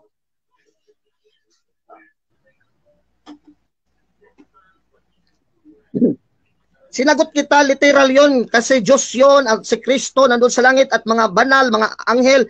Pero ang pagpakanak nun, hindi literal nanganak ng mga tao dito sa lupa. Yung iglesia, pinanganak ng langit. Kailan yun nangyari? Yung 144,000 sa Jehovah's Witness, pinanganak ng taga-langit. Kailan yun nangyari, Sister Maricel? Guni-guni nyo lang yun, Church Russell eh. Ito, i-clarify ko bro ha, hindi ko na-pick up bro kasi mahina yung signal bro. I-clarify ko lang bro. Ayon sa official teaching ninyo sa Roman Catholic Church, ano po ba ang teaching ninyo sa Jerusalem sa itaas?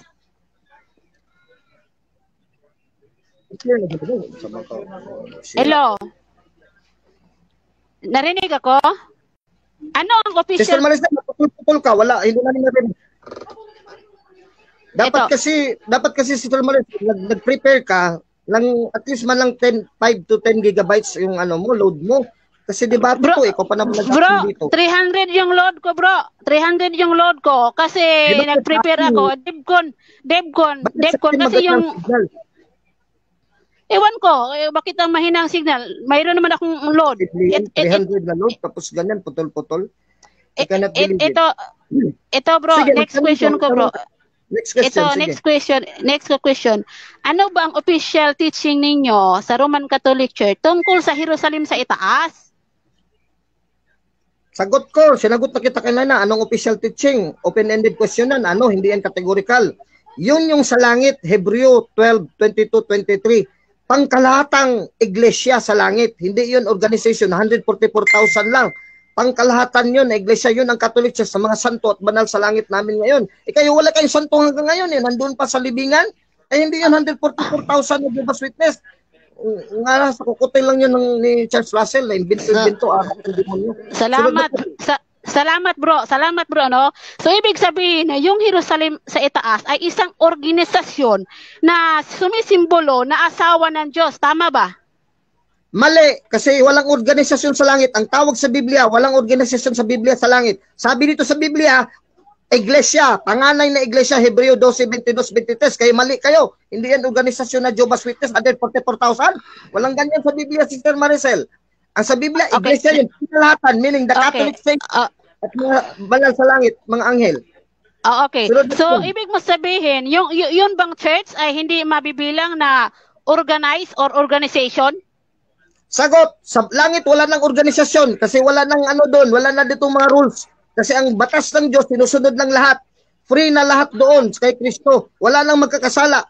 Kaya wala nang organisasyon, sa inyo organisasyon kasi dito sa lupa at sa langit meron pa rin mga batas-batas. Diyan walang batas sa Revelation 21:22. Walang batas. 'Yun ang paninindigan ng iglesia. Okay. So ibig mo sabihin, bro, kung walang batas doon sa langit, bakit mayroong nag-organize sa organisasyon or mayroong nag-organize pa rin ang term doon? Walang organisasyon. Ito lang nagdagdag dyan eh. May organisasyon na dito? Wala eh. Teka muna. Next question. Sagutin mo muna ako. Next question. Magsagot pa ako 20 seconds. Huwag tayong magbastusan dito, Sister Maricel. Pag magtanong ka, hinto ka ng tanong, magsagot ako. Magbasa ako ng talata dito eh. Hebreo 12:22-23. May organisasyon ba dito sa Biblia? Wala eh. Sa pangkalatang tulong at iglesia ng mga panganay nangatala sa langit, sa Diyos daw kung ng lahat at mga espiritu ng mga taong ganap na pinasakpal. Meron ba kayong makaluluwa ng mga banal sa langit? Wala eh. Ikatuloy ko to. Okay. So kung walang batas doon sa langit, bakit binigyan si Satanas ng hatol? Wala ba siyang paglabag doon sa langit? Dahil sabi mo walang batas? Sister Maricel, si Satanas dito sa Hebreo at sa Pahayag, wala na sa langit. Inihulog na eh. Sa Genesis pa lang. Wala nang demonyo dito sa loob ng langit. Ang langit masasaksi niyo ba? Meron pa si Satanas doon sa langit? Ang layo pala kung gano'n. Wala yan sa Next Biblia. question, next question ko bro. Sabi mo kasi bro, doon sa langit walang batas. Kaya hinahanapan kita, saan mo naman mabasa na yung doon sa langit ay wala ng batas na dapat tuparin sa mga alagad ng Diyos? Saan? Saang talata na yung sa langit ay wala ng mga batas? Makinig ka ha. Pag huwag kang sumalang muna pag nagsagot ako sa iyo. Mayroong mabasa. Kay magaling si Brad Alvin sa Biblia. Unang Timoteo 1:9. Yamang nalalaman ito ng kautusan ay hindi ginawa dahil sa taong matuwid. Ano sino mga taong matuwid doon sa langit? Mga banal. Gagawan mo pa ng kautusan yon. Kundi sa mga walang kautusan at manggugulo. Dahil sa masasama. Masasama ba sa langit? Matutuwid na espiritu pinabanal At mga makasalanan dahil sa mga di banal at mga paglapastangan dahil sa sipatay sa ama, sipatay sa etc. Napakaliwanag dyan ng Timoteo 1:9. Hindi mo pala alam sa Biblia. Next question ko, yung ginamit mo na talata o ng Timoteo 1:9. Anong kautusan yan? Kautusan ba yan sa bansang Israel o kautusan sa pangkalahatan pati sa langit? Kautusan ng pagkalatan kasi sa langit ka walang kautusan kasi mga banal. Utusan mo pang banal sa langit na mga anghel. Utusan mo pa, mababait na yan. Sabihin mo pa, hoy, Anghel Gabriel, huwag kang magnakaw. Kagaguhan yan, katarantaduhan yan. Unang Timoteo 1:9. Si Papologisto kausap mo, hindi ka makalusot dito. Para nga sa masasama Dito nga sa lupa, sa langit, wala nang batas. Kasi anong batas pa iutos mo sa anghel at sa mga banal sa langit? Wala na. Next question. Kung wala ng batas, Sir Alvin, bakit kailangan pang banggitin ni Jesus, no? Na yung mga anghel ay pwede para magkasala. Gaya ni Satanas. Bakit? Sister Maricel, bakit? Ang mga anghel, matagal na sila tinetest. Hindi ngayon. Ang mga anghel ngayon sa langit, puro na yan mga banal. Hindi na yan magkakasala. Si Satanas, hinagis sa labas ng langit. Minsan lang sila nagkasala. Forever na sila sa impyerno, sa Hades, sa dagat-dagatang apoy. Ang mga anghel ngayon sa langit, forever na sa langit. Hindi mo pala alam yun?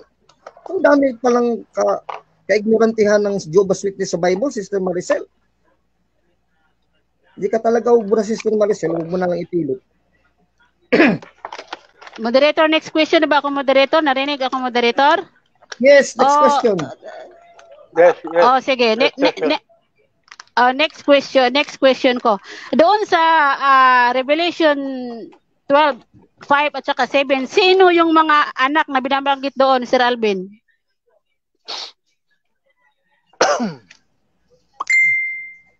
Sinabi ko na nga, tayo ang church yun, Efeso 1:4 hanggang 10.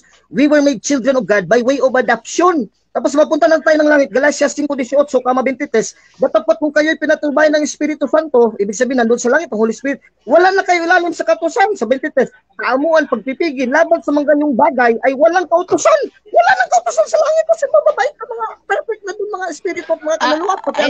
Objection, moderator. Yung tanong ko, out of order yung sagot niya. Kasi yung tanong ko, Revelation 12:5-17. Sino yung anak doon sa 5 at saka sino yung anak doon sa 17? Kasi nanganak yung babae sa Revelation 12:1. Kaya gusto kong i-clarify sino yung mga anak.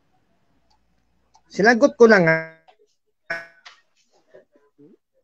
Mga anak ang iglesia yon, church. By way of adoption to Jesus Christ our Lord, Letapolita. Efeso 1:4 hanggang 12. Dinagdagan ko lang ang punto na pag mapunta na kami ng langit, mga Katolikong santo, wala nang kautusan, Galatians 5:18, kama 23. Pag maamo na mabait ng santo sa langit, banal at anghel, wala nang kautusan, letra po letra. Hindi mo pala alam So ibig law of love. Law of love na lang sa ano. So ibig sabihin bro, pwede palang hindi sambahin ang Diyos kasi wala nang kautusan doon. Kaya nga walang kautusan na yung 10 Commandments, may pagsamba ba doon? Sabi doon, huwag kang yuyukod sa ibang Diyos-Diyosan. Mayroon pa bang ibang Diyos-Diyosan doon? Ama lang. Yun ang tanong bro. So, yun ang bro, tanong. Ito na yung tanong ko bro. Sumasamba na talaga ang mga anghel at mga banal sa langit sa Diyos. Utusan mo pa yung sumambala? Pag nalangit ako, hindi na ako sabihin, Alvin, sumamba ka sa akin. No, Panginoon, huwag mo na akong utusan kasi sasambahin kita pag nakapasok ako sa langit. Walang hanggan yung pagsamba ko sa Diyos. Hindi nyo alam ang Katoliko eh. Katoliko taman eh. Moderator, Okay, ilan na next bang minutes ko, question. moderator? Moderator, ilan na minutes Hindi ko, ko moderator? na-check yung minutes. I-wait ko na yan, moderator. 24 na. I-wait ko na 24 yan, na. moderator, kasi malapit na Sige, akong sige. tawag nito. Second stand muna, Sister Maricel. 10 minutes. 34. O, i-close ko muna yung microphone ko. Second stance. Okay. So, rebuttal ko na, no? Narinig ako, moderator? Yes. Okay.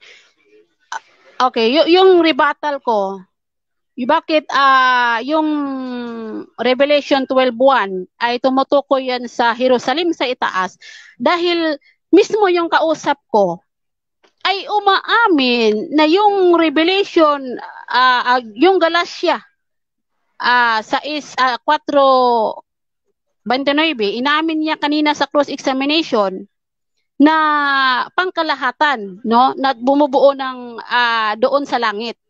So ibig sabihin mayroon ngang organisasyon. Kasi hindi masasabing kapag kasing organisasyon mayroong kaayusan, no? Kaayusan kung ano ang kagustuhan ng Diyos na ini-organize niya yung organisasyon doon. Kaya yung point kung mayroong organisasyon ang Diyos dito sa lupa like sa bansang Israel at yung sa Christian congregation ay maliwanag din or emphasize din na yung sa langit ay meron ding organisasyon. So ngayon, ang organisasyon ba ay walang batas? Ito si Sir Alvin, hindi pala alam ang term na organisasyon. Sabi niya, wala dang batas. Kapag sinabing organization, Sir Alvin, sa pagkakaalam mo, mayroon niyang batas. Kasi nga, mayroong kaayusan. Kaya nga, organize yung Diyos natin na mayroong mga batas para kung lumabag ay mayroong penalty o hatol.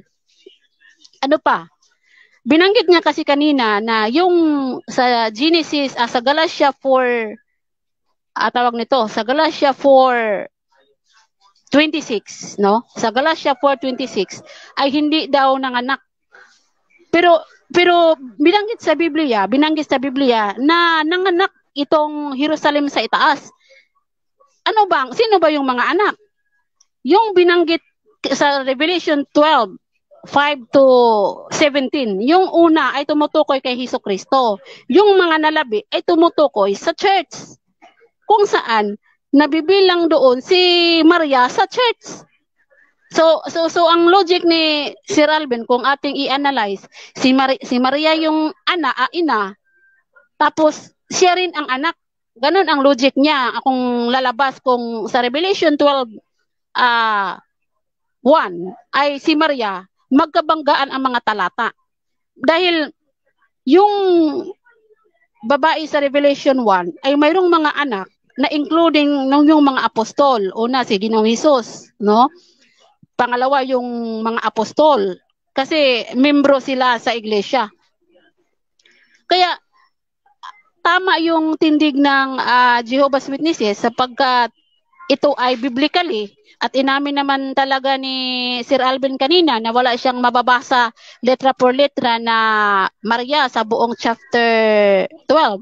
At hindi niya natutulan po, no? Hindi niya natutulan yung Apocalypse 12:1, Apocalypse 1:1, no? At saka yung Apocalypse 1:3 na yung binanggit sa Apocalypse ay mga hula na maganap sa hinaharap. So ano bang point ko? Nagpalasi siya na yung Jerusalem daw ay yung 144,000, yung Jerusalem sa itaas daw ay 144,000. Aba, Sir Alvin, kulang ka ng kaalaman. Need mo na mag-research sa website namin dahil hindi mo alam ang stand ng Jehovah's Witnesses. Dahil ang stand ng Jehovah's Witnesses, yung nalabi, no? Yung church ay yun ang tinutukoy na 144,000 na bagong Jerusalem. Hindi magkaiba kasi, Bro Alvin, magkaiba kasi yung Jerusalem sa itaas at Jerusalem sa bagong Jerusalem, magkaiba. Dahil ang Jerusalem sa itaas, yung asawa niya ay nagsimbolism sa Diyos na Jehova.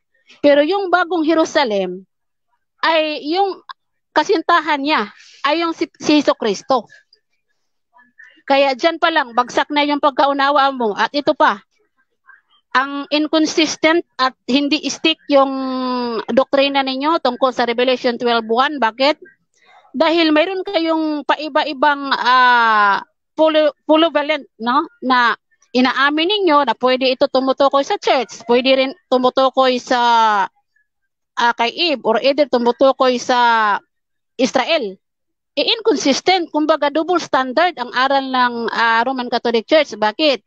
Dahil hindi kayo firm, dahil pwede pala ito ikapit sa ibang symbolism.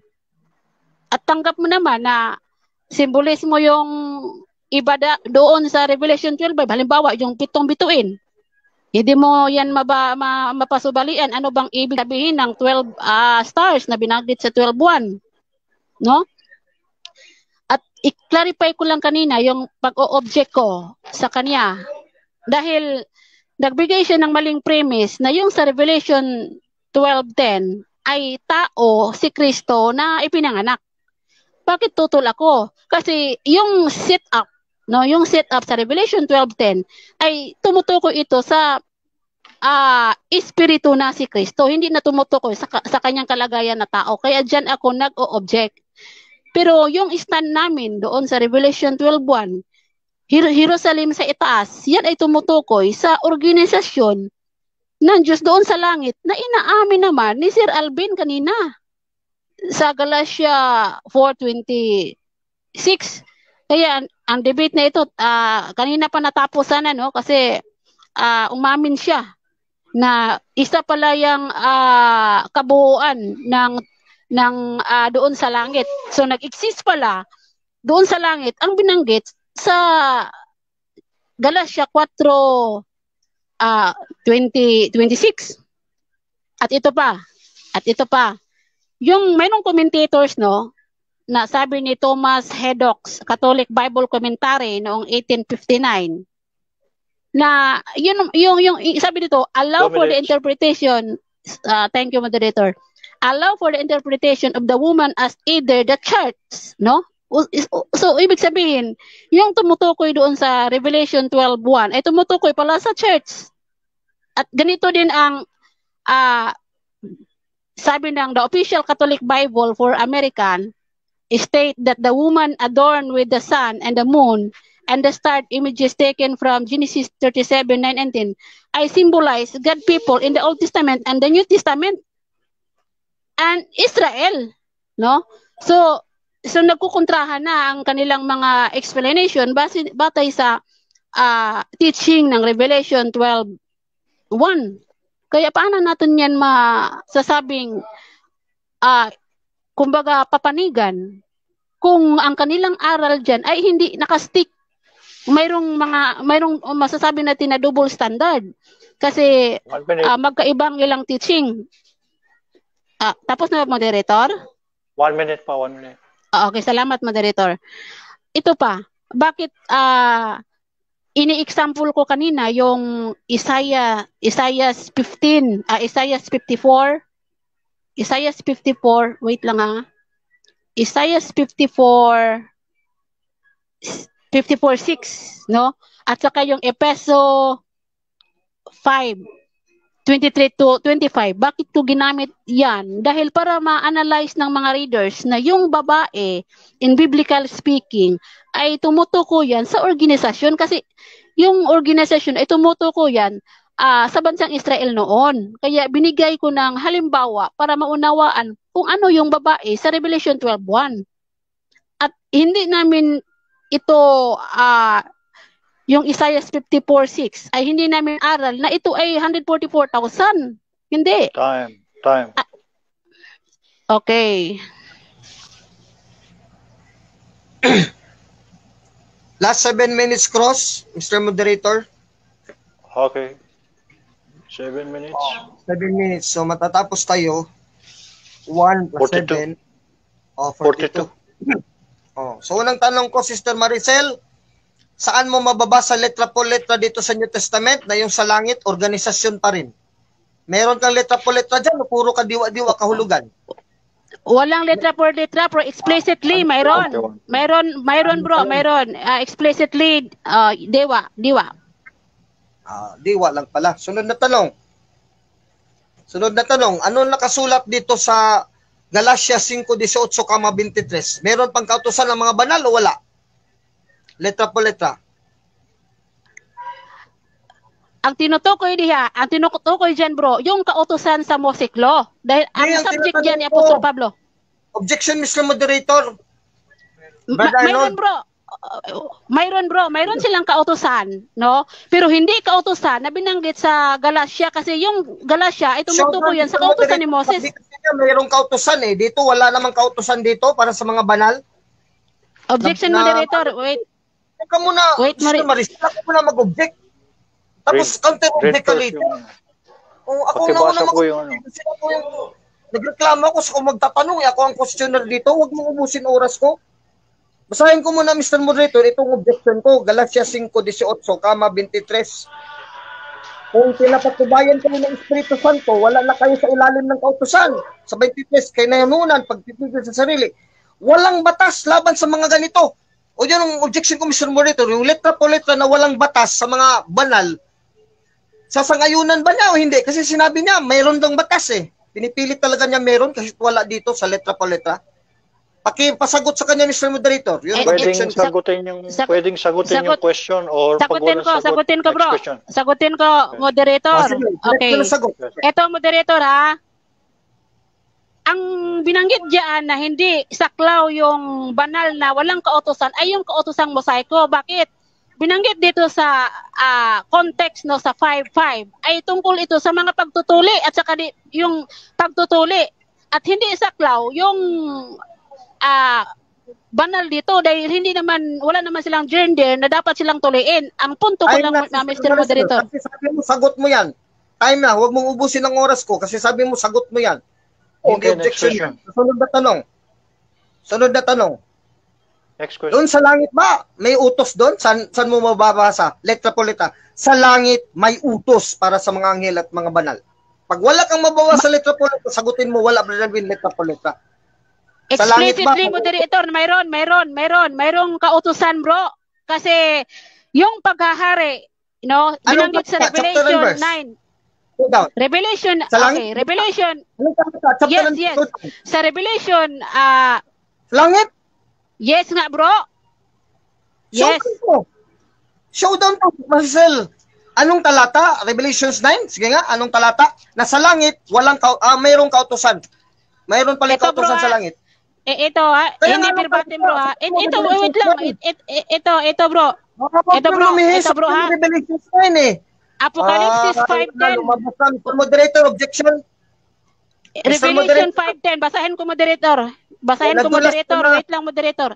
Basahin ko, moderator. Wala kang Holy Spirit eh. Paiba-iba ka. Kasabi mo Revelations 9 tapos ngayon Revelations 5 na naman. Ano ba talaga? Moderator, wait lang, moderator. Kasi yung moderator, naghahanap ako ng talata. I-side comments, moderator. Wait lang ha. Apocalypse 5:10. Okay. Apocalypse 5:10, moderator. Ito yung sagot ko. At sila'y isang ginawang kaharian at sa mga saserdote sa aming Diyos. At sila'y maghahari. Sumaliwanag dyan, moderator, na kung wala yung batas, ay useless yung kaharian. Kasi yung kaharian, moderator, mayroon yung mga batas na implemented. Hoy, Maricel! Galatia 5, Apocalypse 5:10, moderator. Maricel, makinig ka. Huwag mong ubusin yung cross-examine ko, inuubos mo na eh. Ang showdown natin, Mr. Moderator, letra po letra, merong batas sa langit. Huwag mong basahin na may hari. Okay lang may hari, pero walang batas sa langit eh. Ang sinabi sa iyo, kung merong batas, merong nabasa ka, wala. Yes or no? Sa pahayag explicitly, moderator, mayroong batas. Explicitly, mayroong batas. Implied. Apocalypse 5:10. Apocalypse 5:10, implied po. Merong batas sa langit. Basahin ko. Ginawa mo silang isang lahing maharlika at mga pari at itinalaga upang maglingkod sa ating Diyos at sila maghari sa lupa. Sinabi ba dito na may batas sa langit? Hindi. Next question, moderator. O, sunod na Okay, tanong. next question. Next question. Next question. Dito tayo sa 144,000. Mga Jehovah's Witness ba yan? 144,000? Ayon sa inyong paninindigan? Hindi yan Katoliko eh. Para sa inyo, Jehovah's Witness, 144,000. Yes or no? Yes, yes. Nagsimula sige. yan noong napagtatak noong 33 CE, 33 CE noong sa araw ng Pentecostes, 33 CE hanggang ngayon or sa hinaharap. Yan ay mga GW po, Mr. Alvin Gitamundok. O, showdown. Yung 144,000 dyan sa Biblia, meron bang nababasa letra po letra, Jehovah's Witness? Meron, wala. Letra po letra. Letra po letra tayo eh. Showdown to eh. Walang letra meron. per letra, gaya ng hindi mabasa rin ng Wala Roman nga. Catholic Church. Wala rin Roman Wala Catholic pala. Church, Sir Alvin. Wala rin Oh. Roman Catholic Church. Hindi, ikaw ang tinatanong ko, hindi ko nagtanong kung Katoliko ba yan. Sabi ko, Jehovah's Witness ba yan? Sabi mo kanina, Kaya, yes. kaya nga, Bishop, yun ang Bote, sagot ko. Walang Bishop. verbatim, Sabi mo, gaya ng walang Roman yan. Catholic. O, sunod Yan na ang tanong. sagot ko. So, wala kang nabasa letra po letra na Jehovah's Witness yan. Walang letra po letra, inamin mo. So ngayon, ang tanong ko sa iyo, kasi walang letra po letra Jehovah's Witness, bakit inangkin mo? Panahon pa yan ni Juan. Kailan lang natatag ang Jehovah's Witness? Kailan natatag ang Jehovah's Witness, Sister Maricel? Wala pang kumong panahon po. Wala Wow. pang kumong panahon na natatag. Ayan, Wala walang- pang kumong panahon po. Ito, ang Jehovah's Witness po Ito pa ay lang Jehovah's natatag Witness sa doon sa panahon ni langit. Juan, kaya hindi talaga kayo yan. 1272 yung Yan ang Jehovah. pagkaluwanag. Wait lang, moderator. Dito ka Mayroon na. akong 20 seconds. I-clarify ko lang po ha. I-clarify ko. Yung Jehovah's Witness na itatag ay doon pa sa langit kasi binanggit sa Revelation 3:14 na si Kristo yung saksi or tapat na saksi sa Revelation 1:5. Ngayon, doon naman sa bansang Israel, sa Isaiah 43:10 ay mga GW yon, mga Jehovah's Witness. Sobra ng 20 seconds, Sister Maricel, you are under cross. 144,000 ay mga control GW dito. yon. Ikaw, Sister Maricel, 12:72. sobra ng 20 Walang- seconds, I have the control dito kasi ako nagkukross sa'yo. Ngayon, inamin mo kanina, mga Jehovah's Witness to, ang Revelations 14, itong 144,000. Kaya ang tanong ko, direkta mong sagutin. Magpas ka kung hindi mo kayang sagutan. Kailan ba itinatag ni Charles T. Russell sa modern times ang Jehovah's Witness according to the Encyclopedia and the World History? Kailan? Sagutin mo ako direkta kung kailan. Kung hindi mo alam, sabihin mo, pass, Brother Alvin, hindi ko alam. Sagot. Sagot. Ayan, mahina signal, mahilang aral. Yan talaga eh. Kasi angkin ka na Jehovah's Witness to, tapos tanungin kita kailan natatag ang Jehovah's Witness, hindi mo masagot. Hello, Sister- narinig ako? Narinig ako? Yes, yes. Ah, Ulitin ko ang tanong. Pawala-wala yung signal ko, bro. Yan na, hindi ko maniwala dyan. Sige, Sige, basta magtanong ako, sagutin mo ako direkta. Ang tanong ko sa iyo, direkta kasi undercroft ka sa akin, ang Kailan kahayag daw? sa 14, 1 hanggang 6, na 144,000, nasabi mo mga Jehovah's Witness to. Ang tanong ko sa iyo, kailan ba natatag ang Jehovah's Witness ni Charles T. Russell according to history? Kailan? Petsa. At dako. Okay. Yung Jehovah's Witness natatag noong doon pa sa langit kasi si Kristo yung pinakaunang Jehovah's Witnesses. Dito sa lupa, Sister Maricel, kailan natatag yung grupo nyo? Ikaw, Jehovah's Witness ka, taga-lupa ka. Kailan yung natatag yung modern society nyo ng Watchtower, ni Charles Russell? Nakadugtong kami. Sa langit. Kailan Objection, moderator. Ayon sa inyong Objection, magasin. moderator. Muna, Sister Maricel. Huwag mo kong sabayan. Nagtatanong ako, you're under cross. Kailan sa modern times, kung hindi mo kaya sagutin, mag-pass ka para I can proceed to the next question. Sabihin mo, hindi ko alam, Brother Alvin. Ang alam ko, sa langit lang kami natatag. Next question. Huwag na Ito, Mr. Moderator, i-clarify ko ha. Yung modern Jehovah's Witnesses ay noong 1870 nakadugtong doon sa 33 CE. Panahon na Apostol. Okay, Nakadugtong. maraming salamat. Nasagot mo na. Ngayon, si Charles T. Russell pala ang pundador nyo in 1870 sa Amerika. Ang tanong ko sa iyo, yung si Charles Russell ba sa Amerika in 1870, paano nadugtong yung sa langit sa Revelation 14? Di ba yung Revelation 14 panahon ni Juan? Ibig sabihin, 1,870 years? Sige Ito sagot ko, moderator. Sagot ko, moderator. Sagot. Sinabi ko kanina na yung modern Jehovah's Witnesses noong 1870 nakadugtong sa 33 CE. So bakit ko sinabi na Jehovah's Witnesses ko? Yung nga, paano nadugtong 188,070 years? Paano nadugtong? May prophecy ba yan? may talata sa yes, moderator. Yes, Bro Alvin. Paano nadugtong dahil sige, sa aral Sir Alvin na yung Jehovah's Witnesses ay tumutugma yun sa aral ng mga apostol. Yan ang sagot ko. Sunod na tanong. Sige, nasagot mo na. Sunod na tanong. Basa muna ako dito, Mr. Moderator, sa premise sa 14:5-4. Sabi dito, ito ang mga lalaking nanatiling walang dungis at hindi nakipagtalik sa mga babae, nanatili silang mga birhen. Kayo bang mga Jehovah's Witness, 144,000, hindi nag-asawa? Sister Maricel, kasi sa aral nyo, mag-aasawa kayo hindi naman kayo mga celibate. Yun. Aral ba lang? Ito sagot. Meron ba kayong aral? Ito sagot ko. Sa Jehovah's Witness, huwag mo kung malakong sapawan.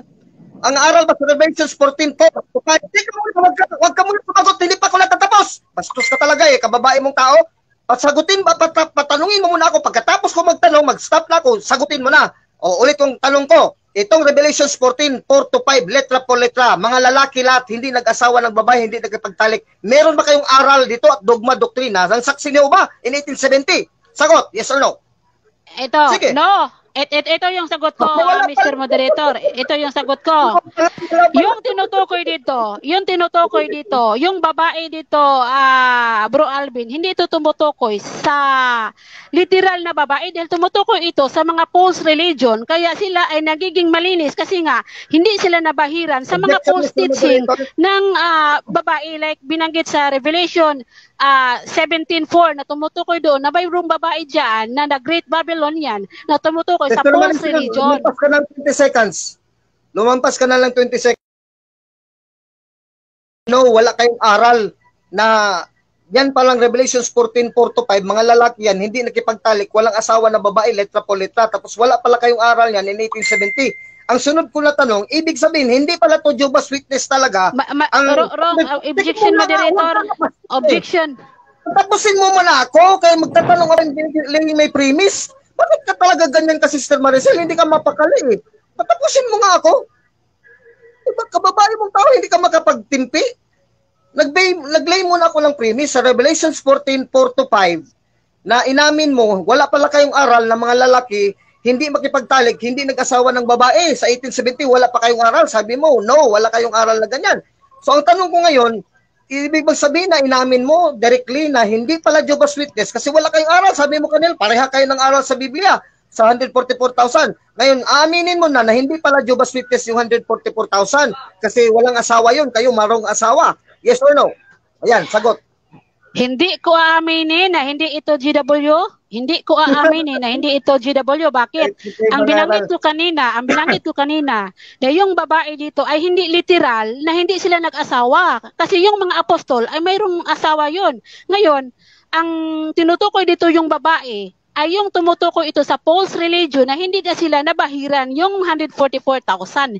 Yan ang sagot ko. Kaya yung Roman Catholic Church ay ang mali yung unawa dito sa 14:4 sa Revelation. Yan ang sagot ko. Tanong, Sister Maricel, sinong reliyon dito ng mga pari at mga ministro walang asawa? Ang Katoliko o kayo? Mga Jehovah's Witness, mga elders at pastors. Sino sa ating dalawa? Pimili ka lang dalawa. Mga ministro na saksi ni Jehovah, may asawa? O mga paring Katoliko at Obispo Santo Papa walang asawa, letra po letra. Sino sa atin dalawa ang walang asawa? Kayo o kami? Pero batay sa doktrina ninyo ay kayo hindi nag-asawa ang inyong mga pari, pero batay sa Biblia, pwede mag-aasawa yung mga apostol. Mayroong nag-aasawa, mayroon naman yung hindi. Yan ang sagot ko. Sunod na tanong, sige, pabayaan na lang kita dyan, inamin mo na kami Sunod na tanong, itong sa Revelations 14 na 144,000, di ba puro to lalaki, walang babae dito? Yes or no? Ito bro, sagot ko. Ito bro, yes, walang gender. No, walang gender nga. Walang gender, lalaki to Walang gender bro, literally, walang gender. Walang gender? Hindi puro lalaki, hindi puro babae. Ito bro, hindi pure, hindi literal my gender na lalaki, hindi rin literal na babae. Yan ang sagot ko. Walang gender yan, bro. Walang gender? Sige nga, sa Revelations 14, magbuklat ka ng Greek. Dito kita mabubuking Nabisto ka na? O wala kang Holy Spirit? O sa Revelations 14:1, saan lang walang gender dito? Showdown tayo. May Greek ako dito, O Greek, o meron kang Greek kung wala. O, may gender dyan na lalaki o wala. Sige nga, huwag kang magsinungaling dito sa publiko. May Greek dyan na gender o wala? Sabihin mo. O, sige. Meron, wala. O, nagpalubat-lubat ka na agad.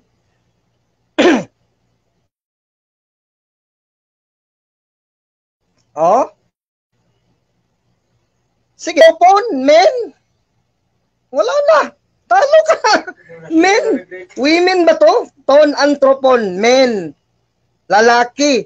Tapos sinabi, these men did not defile themselves with women. Celibates. O, parthenoi, celibates. For these are the ones following the lamb. O ang lamb, ang kordero, di ba lalaki si Kristo? Babae ba si Kristo? Kasunod sila ni Kristo, hindi sila naghumipo ng babae eh. O, from then, 10, anthropon, men, as perfect to God and to the lamb. Wala naman, Sister Maricel, talo ka na sa showdown natin. Wala kang Greek dyan. Napakaliwanag dyan, wala kang Greek. Nandito na ako, bro. Ito, narinig ako? Ito, bro.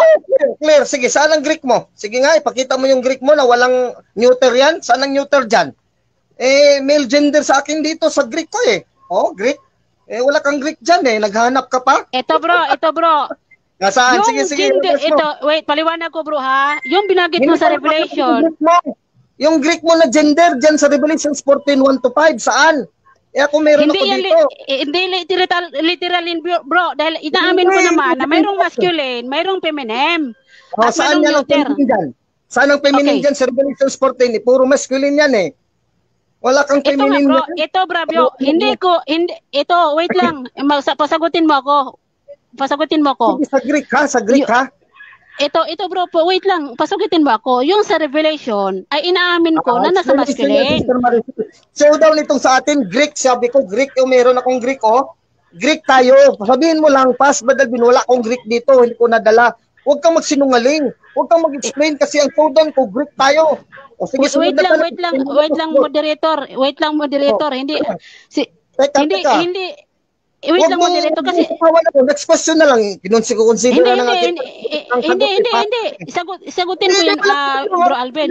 Meron kang Greek? Sige nga. Mayroon akong Greek. Sige, ipakita. Sige, anong talata? Mayroon akong Greek. Sige, ipakita. Anong talata? Tingnan natin, bro. Ano naman lang debate ko. Revelation 14:1-4. Sabi ko dito sa Greek ko, binasa ko dito, celibates parthenoi. Men. Men, anong men? Ton, anthropon. Male gender, men. Tulad na ang lamb, si Kristo, lalaki si Kristo, babae ba si Kristo? Ito, anthropon, men din, lalaki din gender, male gender, walang female dito. Wala kang Greek Bible, talo ka na, Sister Maricel. Naubos na. Objection moderator muna. Mag-object muna ako, moderator. Sister Maricel, 53 na eh. Side comments ka muna, bro. Inside comments ka. Side comments, maraming side comments mo, bro. Kaya pa dinala mo ako dito, bro. Kaya dyan ka na lang magdala sa 3 minutes mo. Dinala mo ako dito kasi gusto mo mag-side comments. Marami kang side comments. Sa'yo. Kaya ako mag-monitor ng oras. Sabi dito ng oras, time ka na kanina. Ikaw madaldal kanina eh. Ikaw nga marami dyang mga sagot na wala sa tanong ko. Nauubos ng oras natin, Sister Maricel. Hindi tayo pwede hanggang gabi. Ang kampanin mo, magtanong ka lang. Sige. Mag-stand ka na nga ng 3 minutes. Pinaubos na yung oras natin. Ang oras natin pro cross, ubus na. Kanina pa. Sobra na tayo ng 1 minute. Kaya dito na tayo sa final stand 3 minutes. So ikaw na magtandig. Kaya mag-quiet na ako dito. Sige, magtindig ka na 3 minutes. Matapos ka, 1:56.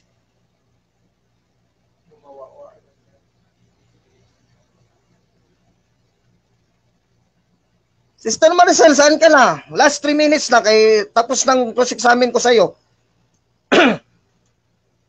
Ayan, mahina aral, mahina signal eh. Sabi, nag-load daw ng 300. Wala naman pala. Sister Maricel, saan ka na? Nakakalbo na tong ulo ko sa kakadebate sa inyo eh. Sige.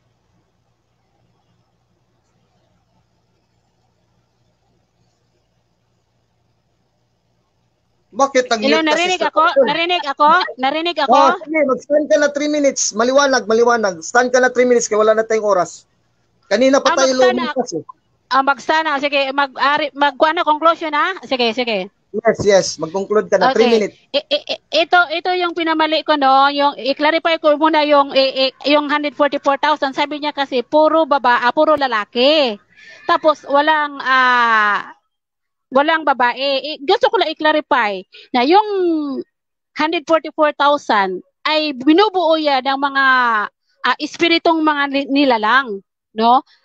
Batay sa Galatia 3:28, sabi dito, walang magiging Hudyo o Grego man, walang magiging Alipin o Malaya man, o magiging lalaki o babae, sapagkat kayong lahat ay iisa kay Kristo. So ngayon, gusto kong ipa-emphasize dito no, na yung literal na gender nang binabanggit dito na yung 144,000 ito mulukoy lamang sa lalaki per se dahil binubuo ito ng babae at saka lalaki. Pero pagdating doon sa langit ay wala ng gender ang gamit. Ngayon, kanina ang ginawa ni Sir Alvin, puro na lang trolling inside comments. Kaya dinala niya ako dito sa StreamYard kasi hindi siya doon maka-follow doon sa DevCon. Kung sa DevCon kami nagdidebate, ubos yung tanong niya, bakit? Or oras niya kasi marami siyang tawag nito, penalty, no? Gusto niya, siya yung magko-comment. Tapos, meron akong objection, ayaw niya akong ipa-objection. Ngayon, bakit nanatiling nakatindig yung stand ng negative? Kasi, mismo si Sir Alvin, umamin kanina sa Galatia 4, no? Galatia 4:26, na binubuo yon doon sa langit. So, meaning, mayroong organisasyon. At ito pa yung kabagsakan niya. Wala daw kautusan doon sa langit. Kumbaga out of order, out of context, at wala sa Biblia. Alam mo, Sir Alvin, doon sa langit, mayroong mga kautusan. Kaya nga, si Satanas ay mayroong hatol. Kasi nga, mayroong kautusan doon. Sabihin mo, bakit ba si Satanas nahulog sa langit at napunta sa lupa? Dahil nga, sa lumabag siya sa batas. No? Kaya mali naman yung paliwanag niya doon na walang kautusan. Kaya binigay ko ang explicitly yung sa Revelation 5:10 na yung word na paghahari ay mayroon niyang kautusan. Saan naman hahagilapin yung term na paghaharian kung walang rules? Di ba? Yan na nga ang logic eh. Kaya ito si Sir Alvin, dapat mag-aral ito ng logic at pangunawa sa Biblia dahil hindi niya alam yung mga aral ng Biblia. Ang ginawa lang niya, sige lang na siya, palagi lang siyang tawa na tawa, pero deep inside, malinaw na marami siyang mali. At hindi niya nagkawindang-windang niya yung paliwanag kayo na sa Galatia 4:26. Kumakampi siya sa akin na yung Jerusalem ay sa itaas ay yun ang babae sa Revelation 12:1. Kumakampi siya sa akin. Sister Maria, time na. Salamat. Salamat. Okay. Sige, welcome. So, Brother Arnold, bumalik naman si Brother Arnold. Dito na naman tayo sa last stand ko, last 3 minutes, no? So, matatapos ako 2:01, no? 2:01:18. So, again, dito, simplang Sister Maria, kasi pag showdown namin, napakaliwanag dito sa Greek Bible, meron akong Greek, siya pala wala. Ayan, Sister Maria. Hindi ka pa nag-prepare doon sa load mo, nagsinungaling ka sa amin na 300, ang 300, sobra yan eh. More than 10 gigabytes yan, kung i-ano mo talaga, i-convert into surfing. Nagsinungaling ka dito eh.